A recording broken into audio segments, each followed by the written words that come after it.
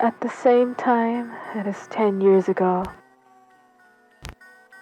I am in a studio taking auditions. The songs are written, but they need a pretty face to sell them. When she walks in, I instantly know she is more than just a pretty face. Before me was a star. Maybe 5 years ago, I'm in an office. A concerned man talks to me. I don't listen. I'm tired of living. 5 minutes ago, I am laying in a pool of my own blood. For the first time, I am worried about the future. That was part of the opening of the 2018 RPG Maker game, The Endless Empty, a piece of media that has affected my life in so many ways that I would be a completely different person without it. It's a game about exploring the mind of a dying man, a simple concept elevated by surprisingly compelling writing and a photo collage art style that calls to mind glossy magazines, old music videos, and modern art exhibits alike. It's a game made by an angsty college student over the course of 2 or so years. The visual style might remind some viewers of other surreal and quirky indie games, such as Hylix 2015 or Omori 2015 to 2020. Surprisingly, one of TE's biggest influences is Middens 2013, a game with a different, more refined style of collage. Middens is part of a wider trilogy of RPG Maker games that includes Gingiva 2013 and Where They Cremate the Roadkill 2017, with a similar style and setting, a shared universe that centers around an area called the Rift. There aren't many RPG Maker games that use collage. Sometimes, imperfection can make things more emotionally resonant. It all depends on the effect you're trying to achieve. I'll be going through the plot chapter by chapter, so if you don't want any spoilers, you should probably just skip to the timestamp on screen to hear my overall thoughts. I really recommend that you go in blind. But please watch this video afterwards. I need my ad revenue and watch time!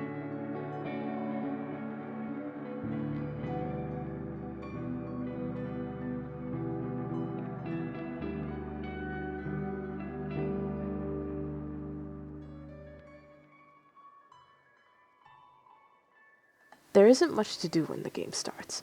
Walk around trying to open locked doors, talk to hearts with wings, and watch TV. That's it. Maybe even press shift to run. The game doesn't tell you that, but most RPG Maker games will allow it. This dirty, dusty world is really not the most visually appealing sight. It reminds me almost of a Victorian-era infirmary, what little we see of it anyway. The TV shows some flashbacks, which were the ones we saw in the beginning of this video. They're very short, but snooping through the game files reveals an unused sequence where the concerned man in the office, whom I'll call the therapist, asks you to pick a card.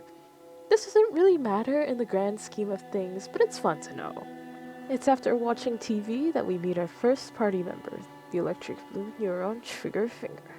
True to his name, he introduces himself as a neuron in charge of the trigger finger.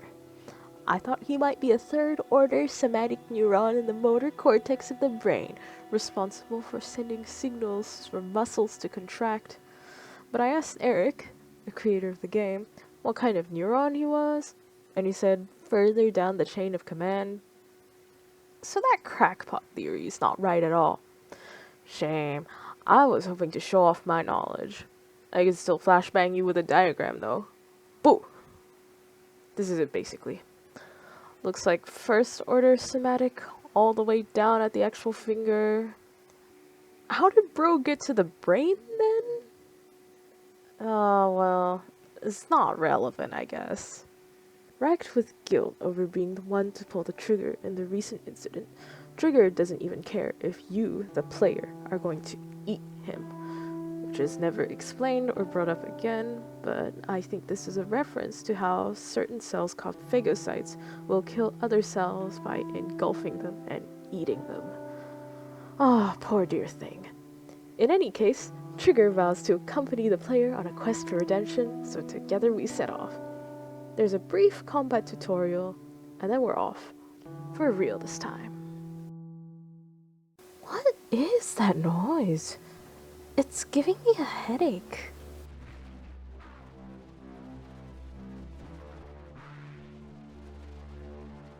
The first chapter is Anxiety, a neon green capitalist hellscape of droning synths and grungy guitar.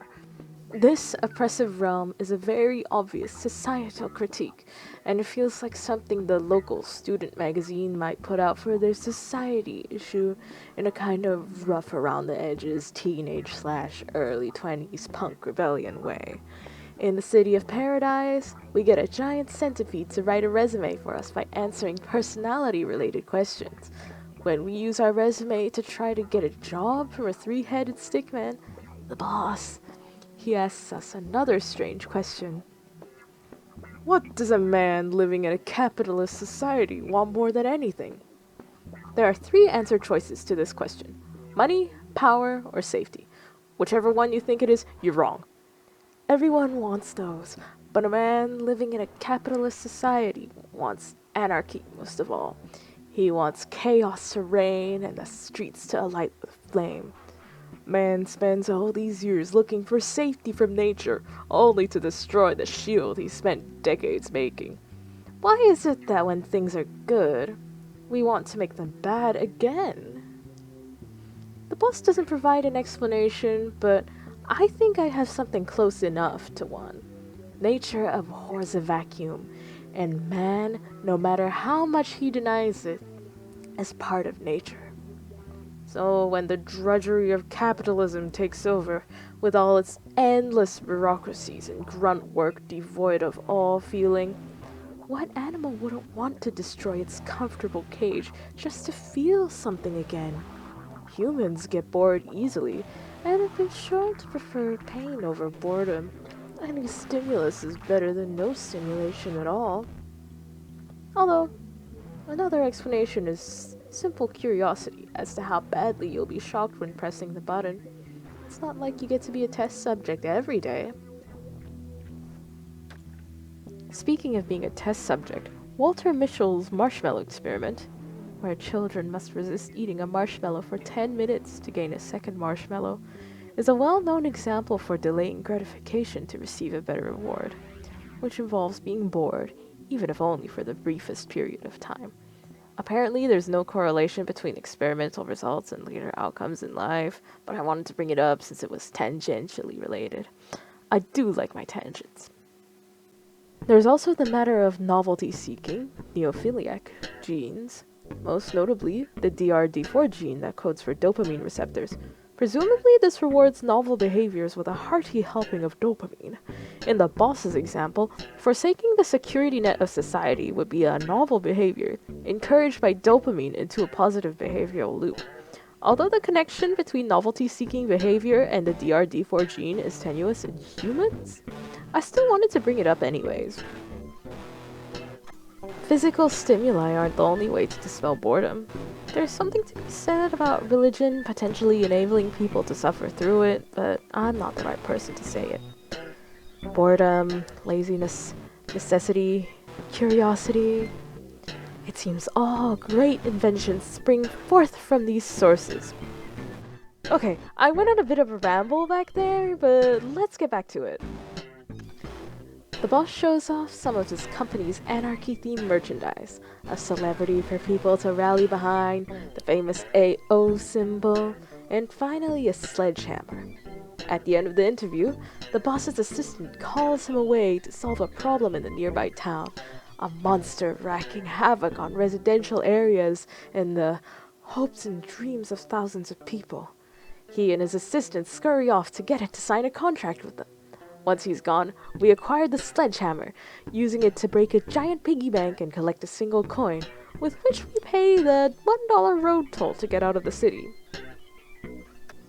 In the desert highways outside Paradise, we get into some more shenanigans, like beating up crows and attending convenient college lectures for our daily dose of exposition. All the NPCs of this place, bar a few, have very little that sets them apart in the way of facial or bodily features, and this is explained via said college lecture. Apparently, a bill was passed by the government's League of Super Presidents that meant the common people were no longer allowed to have any individuality. Biting stuff, I know. Means everyone has to look like that old guy on the bathroom signs. Oh, also, there's a little crow sitting on one of the signs. Oh, that's so cute. Once we get out of the Museum of Faces where we got the lecture, one exit, but 3 different ways to use it, we hijack a delivery truck and drive off to the town to the east. I had to rewatch my gameplay in order to write this, and the assistant doesn't mention the east at all, so I don't know where Trigger got that from. Maybe I missed something. During this sequence, we get to name our player character. The default is Static, so Static he'll be. You notice I've been referring to most everyone as a him so far. The developer says you can call these guys whatever pronouns you want. They're referred to in the masculine in-game, so I'll be sticking to that most of the time. After some commentary about the government, the truck crashes into a bunch of crows, and we end up a few miles out from the city of Utopia. As we move closer towards Utopia, we're met with a large gap in the fabric of reality itself. A dead zone, as Triggerfinger calls it. It's a star-filled void between one side of the road and the other. The road behind the party is quickly being eaten up by more of the same starry void. So their only choice is to run through the lacuna ahead in order to escape the one encroaching upon them. Static runs, and we're greeted with this creature. Spinning stars set starkly against a dizzying background of television snow.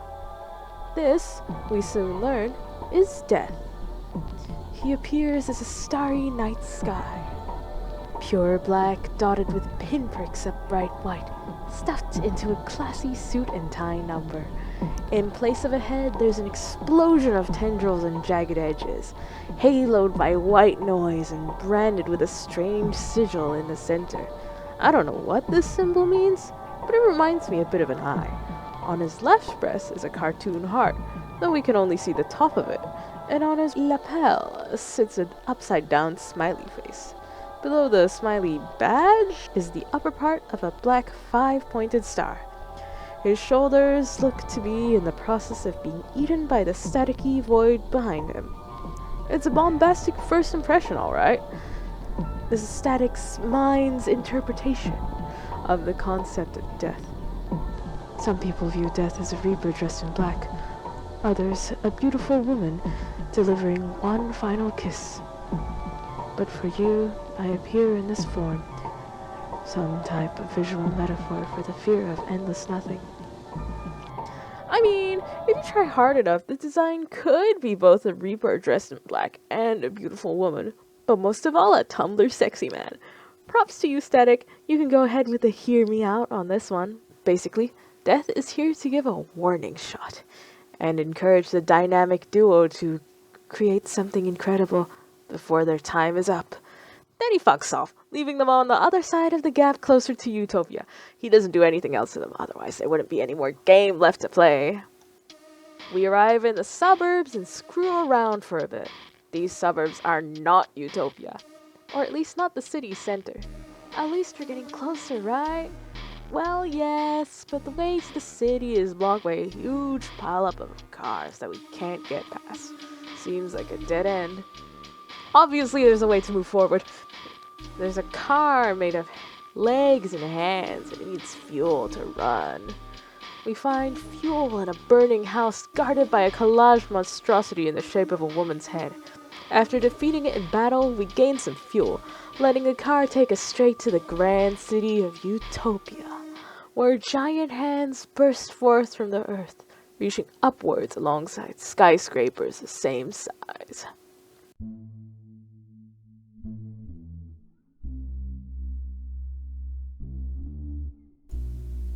In Utopia, we're greeted with the sight of the colossal anxiety monster that has been threatening the boss's glorious cities. It's a kaiju-sized humanoid figure with stick-thin arms and empty round eyes, haloed in faint green. As it starts to talk, it develops facial features, a sessile nose accompanied by a pair of eyes and a mouth that cycle through animations endlessly out of sync with each other. The boss ignores the monster's monologue, proceeding to petition it into signing a contract from all the way on the ground floor. In hot pursuit, he and his assistant rush into a nearby building to reach the top floor and get the monster's attention. We follow the boss to the top floor of the big recordings building, solving a couple puzzles along the way. The monster continues monologuing to us all the while, gaining another pair of eyes here and shedding its face there, revealing a maw of gnashing teeth with 4 sets of eyes behind it. Another strange door. There are a few random encounters on the floors of the big recordings building, but they're nothing special since the segment ends relatively quickly overall. The enemies encountered here, called supervisors, seem to be mosquitoes with traffic lights for heads, which is an interesting design that calls to mind an urban environment, exactly like the cities of this realm. Their name is probably a jab at how annoying work supervisors can be, and fighting them when they have such high evasion does feel a lot like trying to slap away a particularly persistent mosquito. Fleeing unwanted random encounters usually works, at least for now, but here it's better to get experience when you can. You'll need it. Finally, at the top of the big recordings building, we see the boss attempting to negotiate a deal with the monster that has been terrorizing the city all this time. The monster ignores everything the boss says, until he gets to dental benefits for special employees, at which point the titanic figure shrinks into a normal-sized creature thing. Now just anxiety and no longer a monster. He yaps some more about how everything is going wrong. Upon noticing the party, anxiety mistakes them for death, spiraling even further downward and initiating a fight. The first proper boss battle of the game. This boss is pretty hard. Anxiety summons 2 minions, which look like vanilla pods with big eyes and happy smiles. They don't do much except be annoying and soak up damage. If you have an AoE skill at this point, which you may not, it'll help. You're outnumbered 3-2. If either of your party members die, you're kind of screwed, which is why it's better to fight as many battles as possible before this point. Trust me, I've died a few times to this sucker. Other than the sudden difficulty spike, there's nothing else that much remarkable about the fight. The background is pure black with a circular green marquee behind anxiety. It's kind of cool how the minions appear out of thin air, but it's less cool when you can see there are going to be minions summoned due to how RPG Maker battles work. The program hides the sprites, but not the ability to target enemies, so it ruins the surprise. Once anxiety is defeated, he commiserates over being unable to plan out the perfect day. Still under the impression that Trigger and Static are here to kill him. Obviously they aren't death, but I'd like to throttle him a little bit myself. Triggerfinger calls Static his friend. Also of note is the fact that creating realms implicitly equals having power.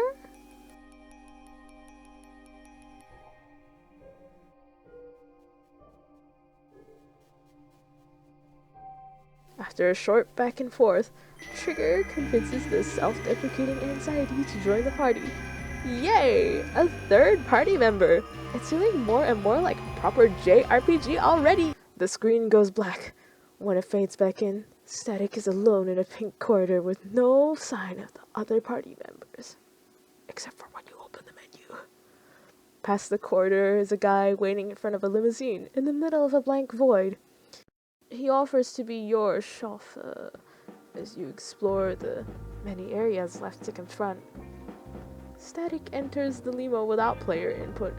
Inside, we find ourselves up close and personal with the therapist from the television flashbacks. The therapist, if you remember him from the introductory cutscene, is some guy wearing pink and blue circular glasses. He has no mouth, but he doesn't seem like the kind of guy who must scream. Side by side, we can see he has eyes, unlike his introduction counterpart. Unlike in the introduction, he drives a limousine instead of sitting inside a stuffy office. The background outside the limo is a bunch of flowers that change every couple of frames. Pretty cozy, actually. To the left of the background image is a rack of what I think are champagne flutes, which you can't see in game since the therapist's sprite covers them.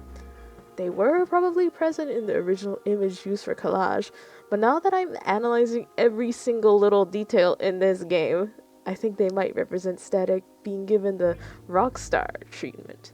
Since celebrities tend to ride in limousines, and they love to get drunk while they do it. This might be a bit of a stretch though. The point still stands that limousines are usually associated with wealth, status, and the high life. Things that Static might want. The blurry figure of a woman with a star for a head appears for a moment before the screen goes black and the therapist tells us to stop passing out. She doesn't reappear when the scene fades back in, but keep her in mind anyways. The therapist shows us some Rorschach ink blots and asks what we see in them. Answer whatever you'd like. There's probably some significance to the first 3 questions. Monster, rose, shrine, face, mask, angel, people, war, conversation. I'm sure after our meeting here today, you'll wake up tomorrow feeling like a different person, says the therapist. There's someone very important that you will need to talk to at the next stop. A cutscene plays. There are 3 possible cutscenes you can get at this juncture, which depend on your choices made over the chapter. The important thing is that the star-headed woman is in 2 of them, which could mean nothing, of course. It could all mean nothing. Okay. Time for my closing thoughts on the chapter. Anxiety is a strong, compelling start. The striking visual style of only green plus shades of gray is definitely memorable, and the simplistic designs of the various characters help them to stand out against the photo collage backgrounds. These little guys are so cute! Anxiety as a character wasn't present for much of his chapter, but from what little we've seen so far, we can start to understand what he's like. A big old monster that uses other people's body parts as his appearance, which then becomes a cute little guy just before you brutally beat him into submission. Now, I'm writing this and thinking about how cool it would be if we beat him up and then he shrank into the little guy form, like peeling the shell off a snail or something. Please don't do that. Anxiety's design is somehow really cute, despite being just a set of hyper-realistic teeth on a vague black silhouette. I think it's the dot eyes on either side of the mouth. He also rocks back and forth during his idle animation, which adds to the nervous vibes. It's a way of self-soothing. My only complaint is that the theming of the chapter feels a little distant from Static as a person, and more like plain old societal commentary. But I guess it could represent his views on society too. People exist in the context of the society around them, so on and so forth.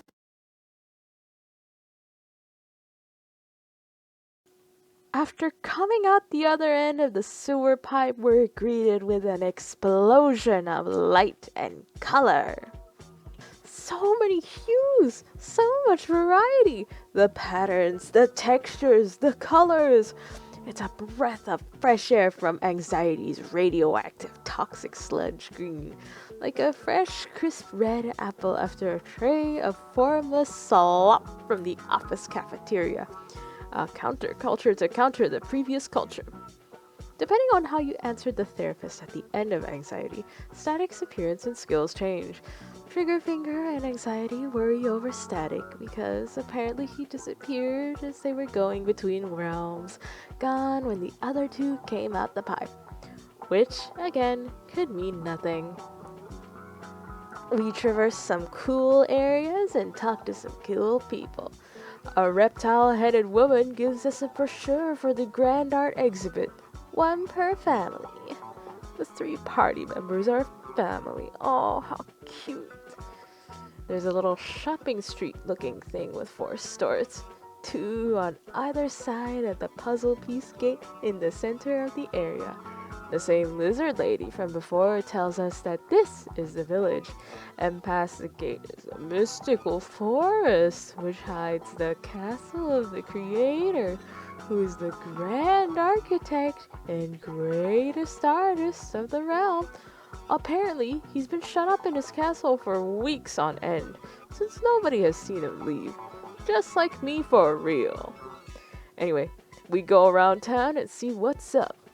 Each of the forest stores has some little puzzle to solve. With each puzzle we solve, we get another colored puzzle piece that can be used to unlock the gate in the middle of a village. That's not the only thing that happens after we solve each puzzle, though. We find out that the creator is taxing colors so that he can have sufficient supply for his final project, ordering an orange butterfly guard to do the dirty work of interacting with the plebeians outside the castle. And look who's waiting for us outside when we're done. By order of the creator, all strangers to this realm are now considered enemies. Your execution, effective immediately.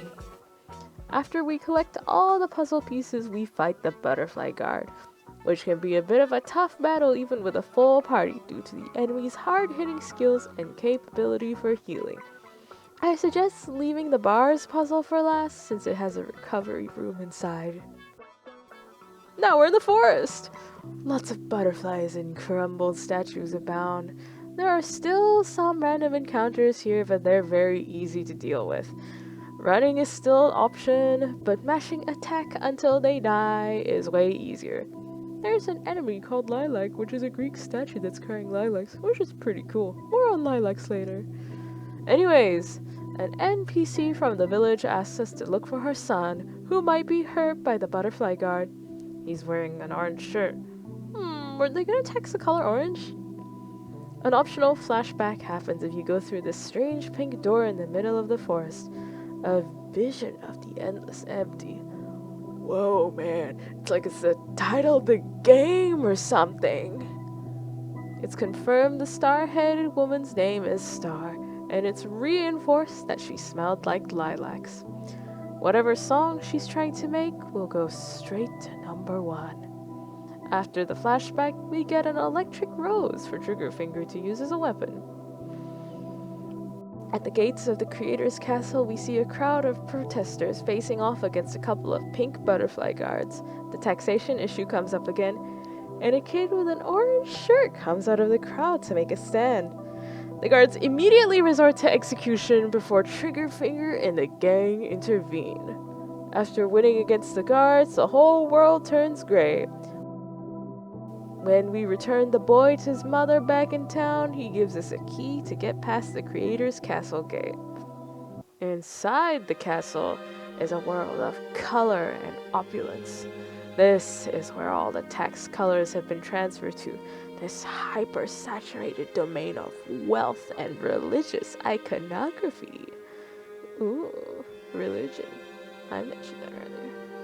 We meet Creation, who speaks in rainbow text, and he, like anxiety, associates us with death's presence. He claims to be dissuading the party from pursuing him any further through his estate. We follow him anyway, because what else is there to do? The subsequent rooms are a jumble of different aesthetics. Children's drawings, famous paintings, history and consumerism and theatrics. We fight a star that turns into 4 different stars. Red and yellow and green and blue.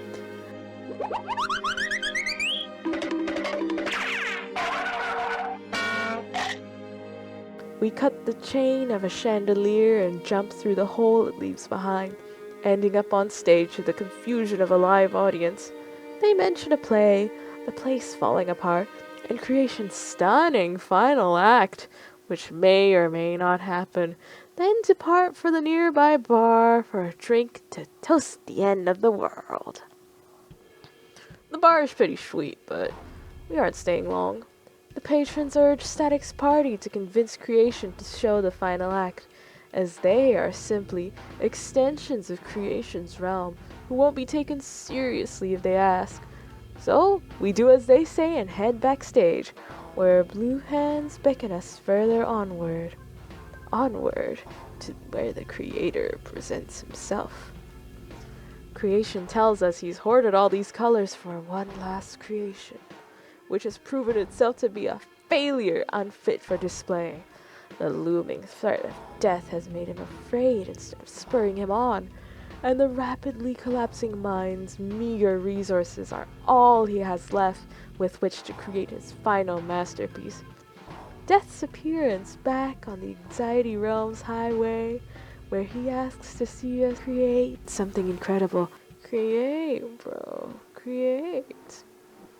He tells us to leave him alone for a bit while he readies something to show us. Nobody is ever prepared for the end. Death has a habit of catching people off guard. I didn't think it would be this early, but yes. Maybe we should let the other memories know that the show will be on soon. We exit the theater and head back to the bar. Speak of the devil, it's Death himself! Where have you been, old pal? The patrons of the bar have all been decapitated, and behind them a starry sky fills the windows of the bar. Fit check! I'm impressed, really. I didn't expect two little memories to transverse the subconsciousness so easily. This is some really mind-bending stuff. But hey, Mother Time is calling. All good things must come to an end. And the outer cerebrum is the first to give out under great stress to save energy for the more primal functions. In other words, this place has got to go. The theater is closing down. I would run if I were you. Wouldn't want to miss creation's final act. The critics all agree. The stars have aligned for this one.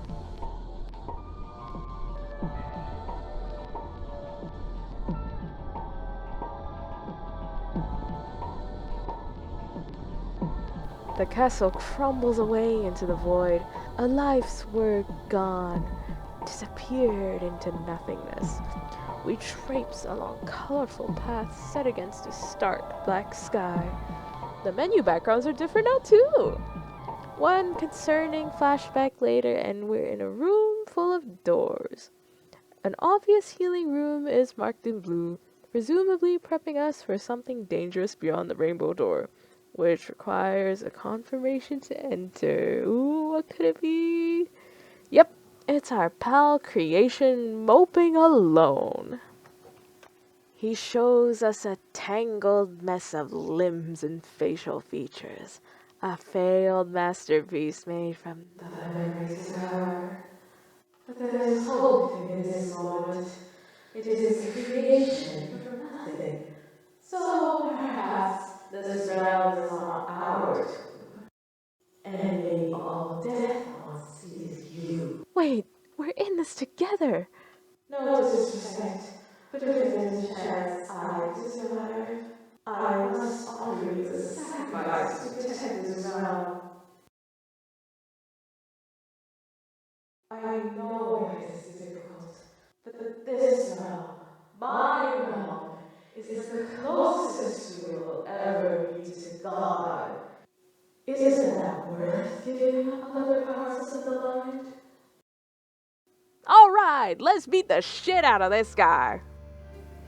Looks pretty normal at first. He's just standing there, standing against a backdrop of fuchsia butterfly wings. Surely this isn't all there is. This strange world, I won't let you take it from me. Ah, hell, he turned into a caterpillar. Not much to say about this face, because it's just a caterpillar. Except it has little wings on its back, and I can't tell what the thing between the face halves is. Also, now I'm looking at it, little stubs on the back would be legs on a real caterpillar. But this thing, a sapling, has some weird spindly stick legs below the head. The background is blue now, by the way. Each stage, each creation gets us closer to the divine. What else is there to life? After the caterpillar phase is the pupating stage, which for some reason is called a cocoon. Butterflies use chrysalises and moths use cocoons though. I guess it could symbolize imposter syndrome, pretending to be a butterfly. Good artist, even though you're really a moth. Bad or mediocre. I think it's interesting that the hand holding the chrysalis is the same cyan as creation's hands. It reminds me of that one meme about ego death.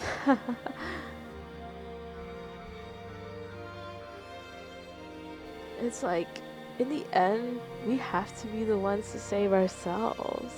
Also, the background is orange now. Come on, another phase change. This time it has to be a butterfly. Everything I made is flawed. Why is the end so soon? Yes, it is. We also get blasted with a whole swarm of butterflies as creation finally transforms into the royal butterfly. Okay guys, now this one is epic. It's a mess of hands and butterfly wings that prop up the central head, highlighting the skull as its focal point. The hands reach upwards, the wings spread out, and a lone butterfly sits around about where the neck would be. It reminds me a little of how performers might crowd surf, or a religious ascension, like receiving a divine vision. Also, the background is gray now. Why do I keep pointing out the backgrounds? When creation gets low on HP, the wings behind him are replaced with a starry sky. Death's calling card. Yeah, even the set design is saying he's cooked.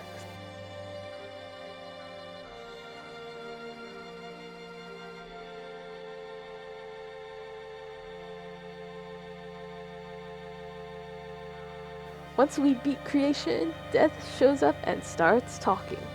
He mentions a sapling, which is what the caterpillar phase was called. And then he says the name of the game! Then there's another voice, with purple-pink colored words. A glowing star whispering reassurances to us. In a moment, she's gone, we're at the exit to the next realm, and creation is understandably distraught about having lost his entire life's work to death.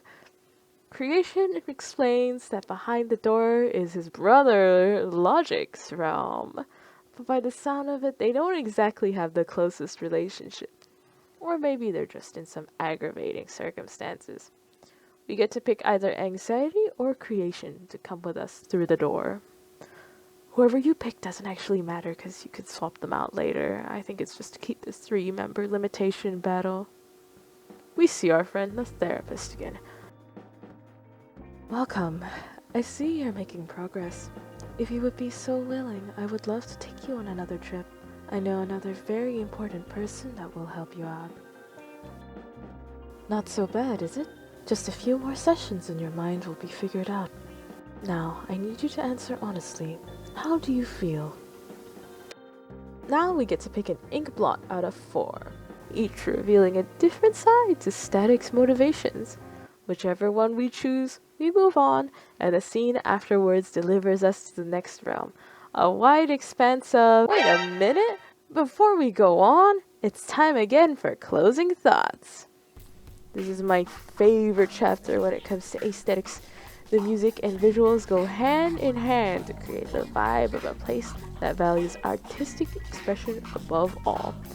Some of the tracks in the other chapters can be pretty hard to listen to, in my opinion, but most of the creation tracks are bangers.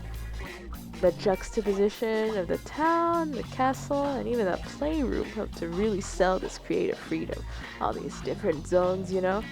Whether it's by slapdashing together a little town for fun, or acting all pretentiously in the castle and theater, these people want to express themselves in any way they see fit. Creation's playroom is also about unrestrained self-expression. Those are the doodles of a child that colors outside the lines and just wants to make art that makes them happy. Since nothing else in the zone is drawn so crudely, you could say he's repressing that part of him, or at least not being as open about it. It's called an inner child, not an outer child. The world doesn't care for childishness. Of course, Creation's character design is pretty baller too. Super awesome skeleton, well, only the skull, done up in bright rainbow colors, no sign of black or gray at all, symbolizing how there are no brakes on this crazy train. He has multiple hands, which artists always complain about struggling to draw, and wears robes that kinda remind me of a Renaissance painting. He has a god complex and he styles himself like one. The form changes during his boss fight are also really cool. That butterfly motif is so good too, like an artistic evolution symbolized by the life cycle of a short-living insect. For we are all dust in the wind. Butterflies dreaming we are human. The transformation of things. Mayflies making marks in the sand. I don't know if there's a scientific equivalent for the color taxation bit, but I've read some articles that say the world looks less saturated when afflicted with clinical depression, which I'll talk more about later. I think maybe it's to do with the cells of the eyes needing a stronger stimulus to perceive the same level of color as before. Taxation and reallocation of color for the final masterpiece made from memories of Starr could be a way to say, She's the only thing that makes me happy. the only thing that makes static see properly again. You bring color to my life. Well, who doesn't like having some color in their life?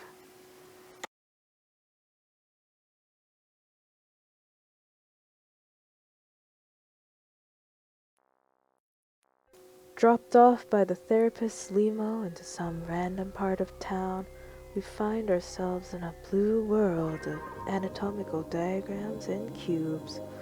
What does it all mean? This chapter is the most linear so far. I don't want to discuss everything because I'm worried I might ruin the experience for anyone wanting to play.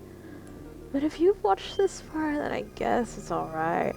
I mean, you're the viewer. You can just skip to the end if you don't want to hear it. I gave you that timestamp at the beginning, you know. You had a chance.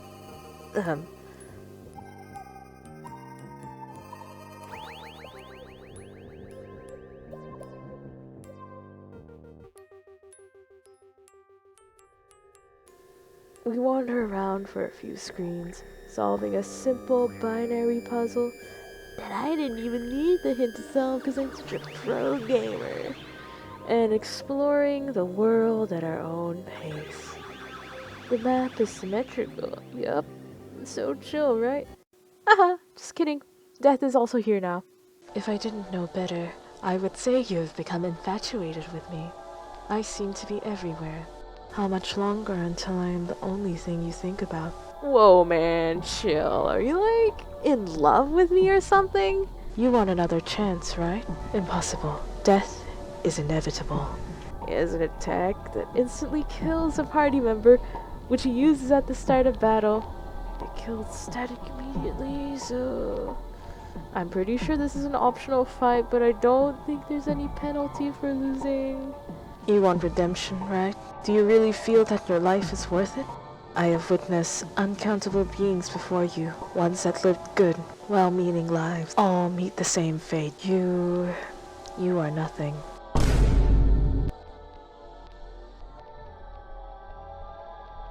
I'll give you this. Don't spend these last few moments thinking about me. I am not worth it. Aw, he's shy. Moving on now. This chapter is interspersed with scenes of 011 and 1001, which respectively mean 7 and 9 in binary. So we can assume 6 wouldn't be scared yet, just a little math joke, ha ha ha. I'll be calling them 7 and 9 from now on, yup. 7 is the short one, 9 is the tall one. These two little robots are searching for the source of a faint signal. A signal which could mean that someone not from their realm is here. They go searching for the signal while we answer Sphinx's riddles 3, of which 3 out of 3 are math problems. Eventually, our party meets up with the two bots, hopes are trapped inside a crazy machine that apparently wants to eat them. Hey, wait a minute, didn't I say something about that earlier? Wow, this is so Fruitiger Aero. Wow. Anyways, we fight the number 3 itself. It's really cool, guys. Guys, just believe me. It doesn't make any more sense in context, but it looks really cool. Now that 7 and 9 are free, they take us to the man in charge, Logic. 7 and 9 talked a big game about him. Surprisingly, he doesn't want to kill us on sight, instead preferring to actually talk like a normal person. This might have to do with the fact that 7 and 9 are vouching for us, and the fact that beating up the number 3 means that Logic can now use it in his calculations. This guy is apparently an INTP according to 3 people in 2023 on this random website. He's just like me for real. This image says INTJ, but I'll clumsily edit INTP over it in post. The summary is that we're going to be doing an experiment to create a death-proof artificial memory. It's not done yet. There's still some tests left to do to perfect it. Death-proof? Is that possible? There are tests to still complete, but the results so far are looking positive. I understand. You can provide the functions, yet you need us to provide the purpose, the essence, the flavor, the soul. Correct. That is one way to put it. Whoa, hold on. I don't like needles. The memory reacts to their combined contribution, but it's still not over yet. It's time to collect the sample of death. How exactly are we collecting this sample? Simple. We attract the perfect sample out using bait. The bait will absorb death like a sponge, allowing us to bring it here. Okay, what is the bait? Something death cannot ignore. One of us. Using one of us as bait? We need to talk about this more. I don't want to see anyone hurt. Yup, we're so cooked. Logic fawns over the artificial memory like a mother with her child, while the others have a reasonable and equitable discussion over who's going to be the bait. Haha, never mind. Oh, trigger finger, you poor thing. Oh, you sound excited to go. Excited? Trust me, excitement has nothing to do with it. This is for our survival, nothing more. There is no emotion in my movements. I am merely following instincts. I am merely following the programming. We gallivant onward to collect the sample of death, flash bang by another flashback along the way, and arrive at a map of the body. Yes, here is where we'll be spending a good long while, fighting 3 wacky bosses that each represent the skin, heart, and mind in order. As goofy as they look, they represent some of the most important systems in the body: integumentary and sensory, cardiac, central nervous, and their combined failure in real life would be sure to signal death. Here they just give you some personality questions and somewhat repetitive fights. That's okay though. Once those 3 are out of the way, we advance even further into the dead zone. I swear we're close now. Haha, just kidding, it's another traumatic memory. I've been skipping over these, but this is an important one to my thesis, I guess. In this one, Starr tells us that she's leaving. Great! We get to make some choices in the dialogue, but they're all futile. More on that later.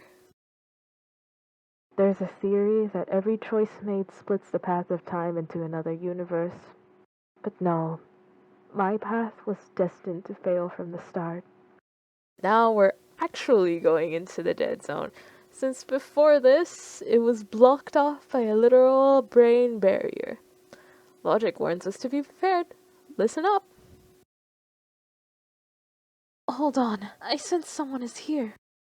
You are correct, and the prey is still lost in dreams. I'm here! Why don't you show yourself? You want me, right? Well, now's your chance. Oh yes, now more than ever. I want to watch you disappear. You, the grand connector, the listener, the lover. What are you saying? Your soul weighs heavy. Let me tear apart your circuits. You had a good run. Just look back at what you've done. You've used your power and twisted this mind into a beautiful mess. Now, you will cease to exist. Take me and leave everyone else alone. You know that's impossible. Jesus, you two, get a room! Oh hell nah, he's fighting death alone, he's screwed. This enemy is called Pure Death, which serves to cement just how screwed this all is. We have to balance attacking and healing with only a single party member, but luckily there doesn't seem to be an instant kill attack this time. What are you doing here? Don't you realize that I need to do this myself? Trigger isn't alone for long, as Static enters the ring with a steel chair, gun, showing that dastardly death. What for with the power of friendship? It's a bit of a slog, but we make it around 3/4 to halfway through Death's health bar before. Where did everyone go? Oh, here goes nothing.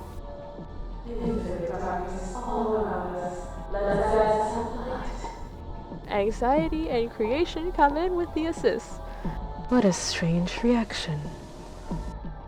Then Death restores himself to full health because of course. Somehow you're still here. I don't know if you can hear me, but we have to get out now. And Trigger Finger learns a very suspiciously timed skill. Anyway, it's our cue for a flashback. In this one, Static reminisces about the time he got himself into a car accident and came just as close to death. Whoa! At least take him out to dinner first. All's well that ends well, and we retrieve a sample of death, just as planned. Logic, do you think the sample will work? We will see in just a moment. Yes, in just a moment, we will have the gift of security, knowing that our existence was worth something. Through our existence, we gain just a bit of knowledge, making survival for our offspring a bit easier.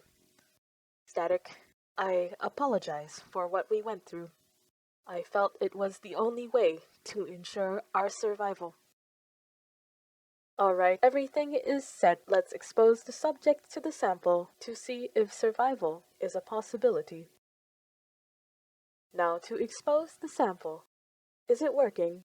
My lord, it is working! Wait, what is happening? How many times must I tell you? This is it. Logic! All sensors are crashing. It cannot survive. I'm going to attempt to quarantine the area. No, I'm going in. What? You will be destroyed. Can't you tell this is more important than me? Survival at any cost.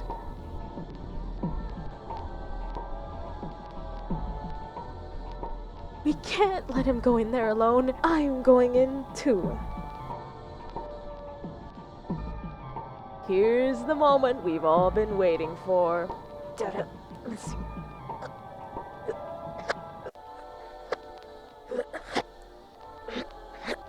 Logic, are you still here?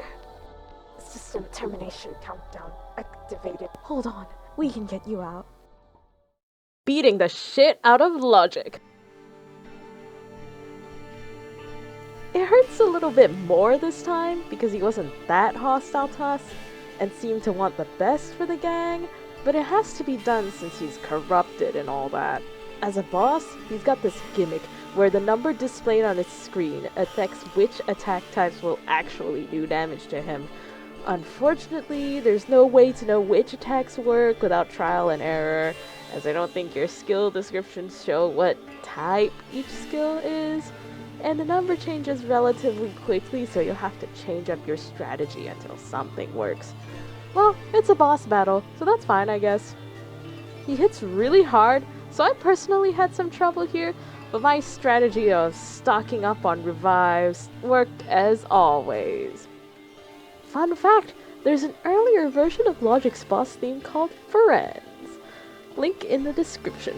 I can't really hear the difference, but the title alone makes me think about the implications, man. Speaking of implications, I thought it was interesting how Logic keeps contradicting himself. Despite being the most analytical of the emotions, his behavior isn't entirely objective. It's almost suicidal. For one thing, if his focus was solely self-preservation, an artificial memory couldn't directly assist this objective. In fact, expending energy on creating a memory instead of just trying to save the body would be actively detrimental to the overall chances of survival. However, this is consistent with the survival of the species mindset. The programming that Logic is claiming to follow is the programming of survival, a set of ingrained routines that prioritize the safety of future generations. Through our existence, we gain just a bit of knowledge, making survival for our offspring a bit easier. Survival of the species is a fun concept to explore in this context. It reminds me of how the human body does things that aren't optimal for the individual, but allow offspring to live longer. I brought up Logic acting like a mother to the artificial memory, because there's an interesting parallel between parents sacrificing themselves for their children, both psychologically and biologically. During pregnancy, a woman's body basically allows the baby to destroy it for nutrients. As the spiral arteries in the stratum functionalis of the endometrial layer of the uterus are remodeled so that they're unable to constrict, this allows liters and liters of blood to flow back and forth, all for the sake of the baby's nutrition. Okay, if that made no sense, it's anatomy time. The uterus has 3 layers. The perimetrium, a thin serosal layer that acts as a lubricated surface so the other organs don't scrape against it. The myometrium, which is the muscular layer that does all the contraction during the delivery of the baby. And the endometrium, which is a mucus layer where the inner part, the stratum functionalis, gets shed during menstruation, and the outer part, the stratum basalis, has the job of rebuilding it afterwards so it's ready for the next cycle. The spiral arteries that I just mentioned are these blood vessels that carry blood from the heart towards the uterus, ending at the stratum functionalis. They have little corkscrew bits at the end, which is why they're called spiral arteries. The reason why there's all that blood during menstruation is because the ends of the spiral arteries are in the stratum functionalis, so they're also slowed off when it's time to shed the lining. The arteries, therefore, have to close up somehow so their host doesn't exsanguinate, bleed to death, which they accomplish by constricting. In pregnant women, the baby makes it so that these arteries can't constrict, so if the baby is lost, then the woman will probably bleed out to death, since I think it takes a while for them to go back to normal width afterwards. What I'm trying to say, how this relates to the game, is that Logic is the mom and the artificial memory is the baby. Self-destruction for a potential benefit to offspring is really not logical for an individual, but it's logical in an evolutionary sense. Oh, also there's a bit of sunk cost fallacy going on. Can't give up now vibe. It's the same relentless determination Trigger Finger has, couched in a slightly different way. It's also a little bit like Creation's big speech, too. No disrespect, but if there's a chance I to survive, I must offer you a sacrifice to protect this realm. That kind of thing. Heal me. Hold on. I think I can reach him. Eventually, you get to a point where you have to use Trigger Finger's newly learned Touch of Life skill to heal Logic. It takes another turn for the regeneration effect to kick in, which will end the battle. However, I think this is tied to the number phase Logic is currently in, and if you miss the window to heal him, you have to wait until the number rotates back in. It happened to me once when Trigger was dead at this point, and I had to do exactly that. I might be misremembering, though. Once he's healed, Logic resets himself back to 0. This is so stupid. Why did I act? There was a 0% chance of survival. Yet you are still here with us. Yes, somehow, I still am. 0%, 0%, 0%, 0%, 0%, 0%. The figures all showed 0%. Why did I act? What instinct compelled me? Only 3.21% of this realm remains. No options left. Death is all around us. What can we do? I don't know.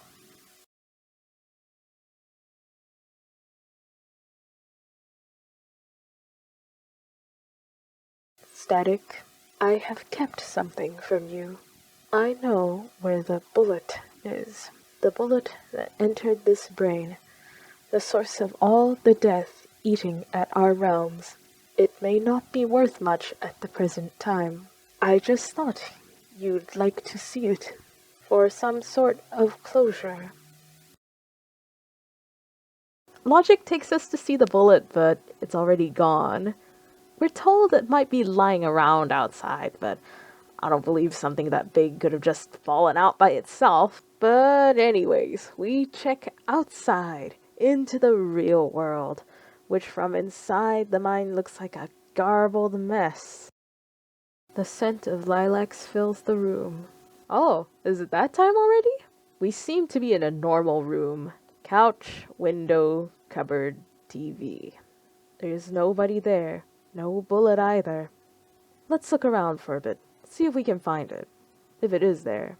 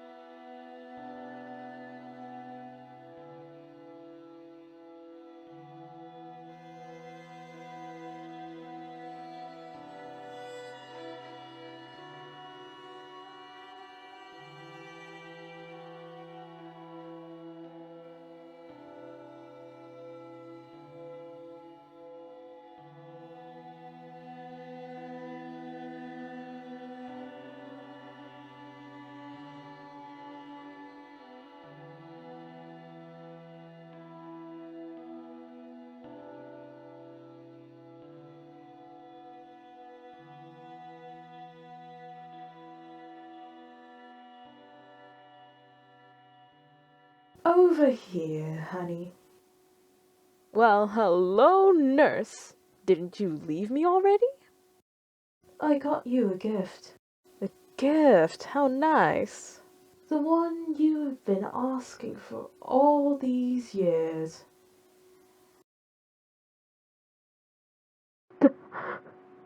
Back in the mind, Static backs away from the peephole leading to the outside. Did you see it? Oh, no. These bloodstains could mean only one thing. The bullet was taken to another realm. There's another realm? There must be. This blood does not belong here. I do not like the circumstances, but I recommend we follow the blood. So, there's still another realm. After all, those red bloodstains shouldn't exist in this blue world. We go onwards, following the trail of blood to a door, leading us to a familiar hallway now in pink. We're old hands at this now. It's time again for therapy.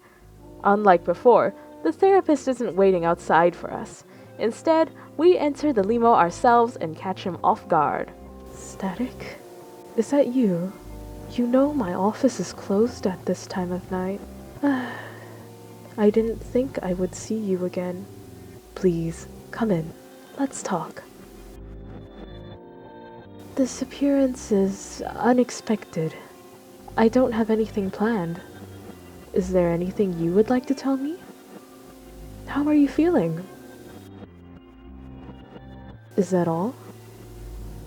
Maybe we could schedule some appointments in the future. You know, the next challenge will be the most difficult, but remember, there are people here who care about you.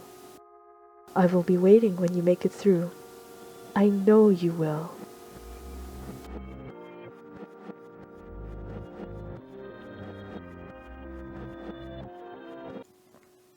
It's that time again! Closing thoughts. Logic is my second favorite chapter in terms of aesthetics, tied with creation, and first favorite when it comes to story. The way everything ties together is just so good! I'm a real sucker for all the anatomical imagery. And I'm a little biased because, of course, math and science are blue. And so is the number 3. It's always been blue to me. I'm saying, like... ah. As for the character himself, Logic's design is composed of some lungs and some arms that look like intestines, topped off with a square head without features other than a big fat 0 in its center. The lungs seem to be taken from an anatomical diagram, since we can still see some of the labels attached to them. I don't have much to say about the arms except that they have a robot vibe to them. Curiously, there's no heart around, despite there being a prominent space on the left lung where it normally is in real life. If logic represents basic unconscious processes for survival, for example the self-preservation instinct, then the lack of a heart might be something to do with perceived heartlessness? The heart is symbolically the seat of emotions. Without a heart, you're like a cold machine, which ties in with the computer/machine motif throughout, and the theme of rational science, which really isn't all that rational since, we saw how logic was acting with that memory. Oh, you're my child, haha. Heart rate can't be consciously controlled, at least not for long. If people could consciously control their own heart rate, they could induce comas or die. Some religious sects believe you can control heart rate with the power of thought, but I don't believe you can do it so severely outside of just getting excited. Unconscious control of the heart is a different matter. Cardiac myocytes, the muscle cells of the heart, must be able to beat automatically so that blood can flow to the rest of the body uninterrupted. It's pretty interesting to me that the character representing processes beyond conscious control doesn't have anything regarding one of the most important automatic processes in the body. I might be reading too deep into this though. It's more likely that the creator just wasn't thinking about it, or didn't feel the need to include it, as it might make the design too cluttered. The 0 as a face, I'm not sure what to make of, other than the mentions of on and off switches and binary code. Why is he stuck in the off position then? He's not dead yet. Or maybe he's already accepted it. 011 and 1011 are a bit more fleshed out than the other NPCs of the previous chapters, which makes sense because they are the only NPCs of this chapter, ignoring the Sphinx, although it was cute. It's a dying world and there are fewer and fewer people left to populate it. It just makes sense. Honestly, if the game ended when this chapter did, I wouldn't even be mad. Mad, huh?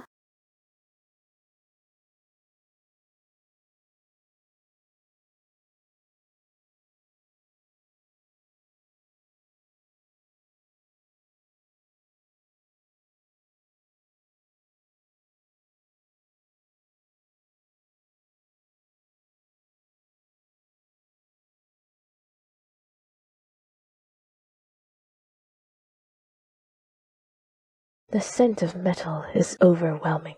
The tang of a rusted iron knife.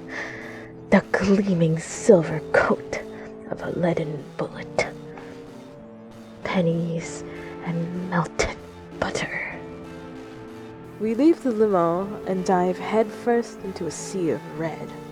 This battlefield is a mountain range set against a dark sky, a sky lit up by gleaming white crosses, the graves of the many fallen. In the next screen, we stumble across a masked slug worm thing giving a broadcast, filmed by birds with cameras for heads. I think it's a tapeworm or a lamprey, but I'm no invertebrate biologist. I could be wrong. Is that a newscast? Hello and welcome to another glorious day here on the battlefield. We have lots of exciting new developments to cover, so let's get started. We have new footage to show you now pertaining to the sacred bullet.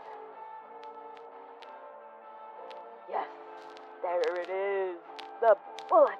It seems that the arthropods have taken it, apparently, back to their home in the mine.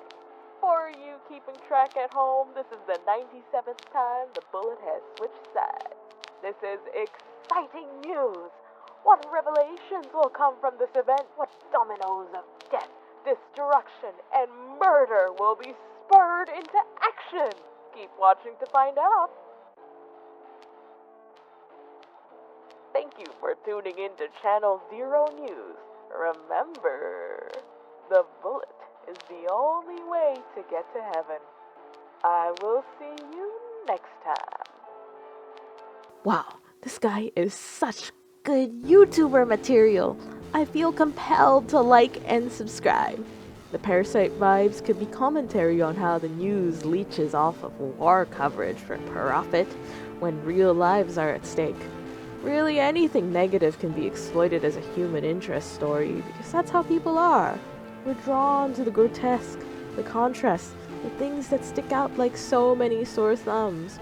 This kind of correlates to what I said in Anxiety about hurting yourself out of boredom. But we're good at spotting differences and patterns because it's what helps us survive for so long.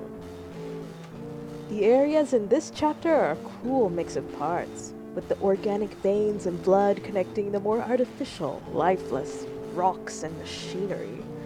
Never really blending together, always a little jarring. Although the classic red and black combination feels a little bit cliché next to all the other areas we've seen, there's still a place for the edgelord vibes in this fight for survival. Now this is cool. The hub kind of map we have here is a hand with a couple fingers missing, ring in the middle, with the remaining ones, thumb, index, and pinky, extended past the screen. The thumb takes us to the mines owned by the arthropods, while the pinky takes us to the citadel, which we'll be going to later. What's interesting is that the village corresponds to the index finger, which is curious considering trigger finger is an index finger neuron, which is the finger you usually use to pull the trigger of a gun, usually. The village has no chance for random encounters. It's a safe, peaceful zone, like how Trigger is a nice and peaceful character. That sounds right. Okay, I'll briefly mention the Citadel. I don't know why it's called the Citadel, but the name brings to mind some religious imagery, which is what I thought, but apparently it means fortress, like a defensive part of a city. I guess I must have been thinking of chapel or something. We move. There's a lizard with a crown sitting on top of a bunch of corrugated steel shipping containers with cannons or something poking out of them. Who's that below? Have you come to view our oppressive war machine? She's the reptile queen, who really doesn't like it when you get too close. Quite the beauty, isn't it? Soon we will reclaim the bullet with it. Afraid we ain't giving tours at the moment. You better move along. Yes, it's really a fight for survival out here. Everything is animalistic, reduced to its basest instincts. The architecture is bare bones, rusted and broken in places, industrial and in nature. The music is extremely harsh without much embellishment, fitting because we're in a war zone. And the NPCs we meet are just as beaten down as their surroundings. The enemies are animals with just a few things wrong with them. Mutated wildlife possessing extra body parts and what seems to be a thirst for our party's blood. They're damn near everywhere. Speaking of enemies in combat... It's in this chapter that TE's turn-based default RPG Maker combat gets pretty grating. The random encounter rate is sky high, and most of these encounters are pretty pointless if you already have the key item they drop. It's fighting for the sake of fighting, battles that only exist because probably the developer thought, I gotta add random encounters or else it's not really an RPG. To make matters worse, the enemies here are too strong for just being random encounters, being able to take out a party member or two if you're not careful, and 2 out of 3 is a hell of a lot. Plus, there's no enemy variety outside the 3 reskins of the same basic combatant. They all have the same attacks. However, I won't gripe about this section too much because it's a small section of a mostly alright part of a game that is overall quite good. And this isn't our first brush with random encounters either. One of the floors of big recordings all the way back in the anxiety chapter had quite a few of those. Although back then they were a little more useful considering how hard anxiety's boss fight can be if you're not properly prepared for it. Over here, they don't bring anything interesting to the table, so it's a waste of time slogging through them after they fulfilled their fetch quest purpose. Right, the fetch quest. Mutated wildlife drop animal hearts, which we need for a quest. If we try going to the mines, we're stopped by the arthropod guards, since we are in the middle of a literal war zone. Hold up, who approaches? You don't look like one of the reptiles, but we can't take any chances. The bullet is ours, and you need to leave. This is a war. We can't afford any hospitality. No luck there, it looks like. We leave the mines and think about kicking rocks when we're greeted with this diva, who doesn't look much like a reptile or an arthropod. Doesn't seem to have an exoskeleton to me, but I'm not an entomologist either. Trying to get a look at that bullet, I'm presuming? I admit, it is quite the tourist trap. I would love to have my peepers on that bright, beautiful bullet as well. But alas, it is under lock and key. Or perhaps there is a way. I've heard rumors of a young reptile in the village trading with the arthropods. He could be your way in. You'll find him daydreaming in his garden. Good luck. We do as we're told and head back to the village. Sorry, I don't have any more jars of clean air to give out today. Wait, you're not one of the villagers. Who are you? We heard you had access to the arthropods' mines. I swear I've seen you before. I don't have access to the mines. I'm just friends with one of them. I trade food with the arthropod and he gives me jars of clean air gathered in pockets within the mine. The air out here is killing us, so I think the trade is working well for all of us. Even if my fellow reptiles at the Citadel don't like us meeting with the enemy. Do you think what I'm doing is wrong? We get a couple choices here, but the outcome is pretty much the same. I'm going to make my arthropod friend a delicious meal. If you help, I'll let you come to the trade. Could be your way to see the bullet. We say yes, of course. The farmer asks us to gather the hearts that the random encounters drop and some other key items which can be found close by. I guess he's making a meat dish. It would probably taste salty, bitter, and gamey. Sounds about right for here. It would be the perfect place to add a cooking minigame and frustrate people some more, but we don't have all day. Now, we can get the hearts even before meeting the farmer, but not the other key items. Wonder why not? Would be nice for, speedrunners or something. Oh well. While gathering ingredients, we see the newscaster again. I'll just roll the footage. Good evening, folks. Today we are interviewing citizens to get their perspective. Currently we have a local arthropod. Sir, do you think the reptiles and arthropods can walk the path to heaven together? Over my dead body! These monsters are always shedding their skin, making a mess. How can you join sides with something like that? There you have it, folks. Stay tuned for more updates on the war. And another time. Good evening, folks.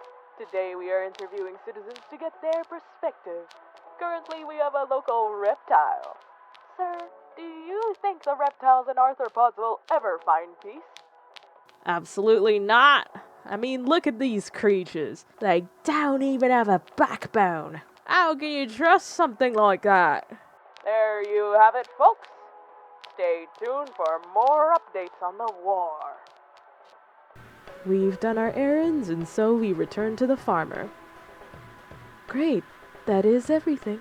This doorway leads to a secret tunnel where we have our trades. See you there. Into the tunnel we go. Sorry I missed our last meeting. All the commotion over the bullet, you know. It is okay. We made you some. Extra special this time. And I got you extra jars of air this time. Who are your friends here?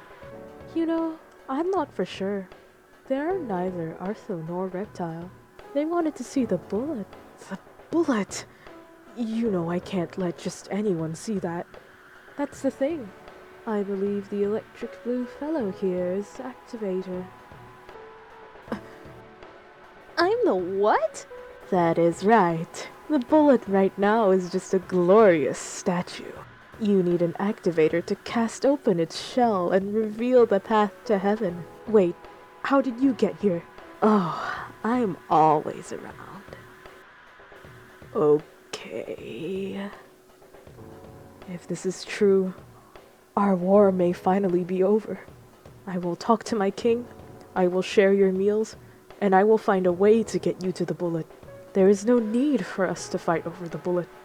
I promise you we will all walk the path to heaven together. Yes, I will talk to my ruler as well. We will have peace at last. Come on, friends. Meet me at the Citadel. Nothing else to do here in this cave, but I'd like to point out the little cave drawings on the wall.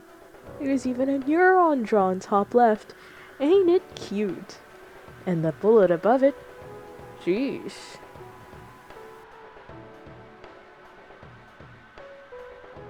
Off to the Citadel it is.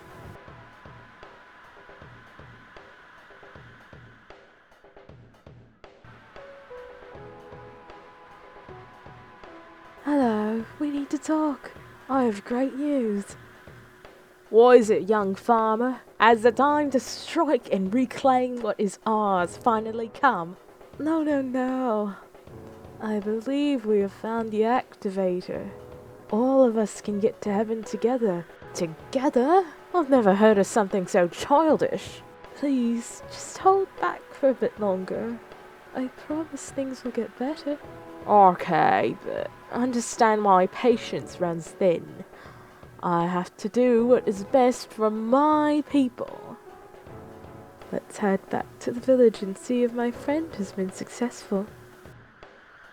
Yes, let's. Huh? Another news alert. What's happening now? Breaking news, ladies and gentlemen. The king of the arthropods is dead. We go live to the queen now for an interview. This is what happens when you let generosity get the better of you. We accepted a gift from the reptiles, a meal, and behold, the food was poisoned. This will not stop us. The bullet shall continue to be ours, and our revenge for this cowardly attack will be swift. Oh shit, it's going down. Oh shit, it's going down.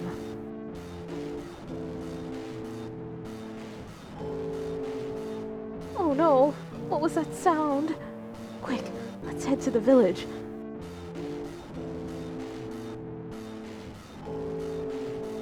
My home, my friends, my family, it's all gone. Sorry, buddy. It's flashback time now. What am I doing here? Again, the smell of lilacs brings me here. It's been over a year since she left me, yet I find myself at each and every show. Is it an obsession? I don't know. All I know is the music keeps getting better. I'm losing my mind again. And as quickly as it came, it went, leaving us stranded in the middle of nowhere.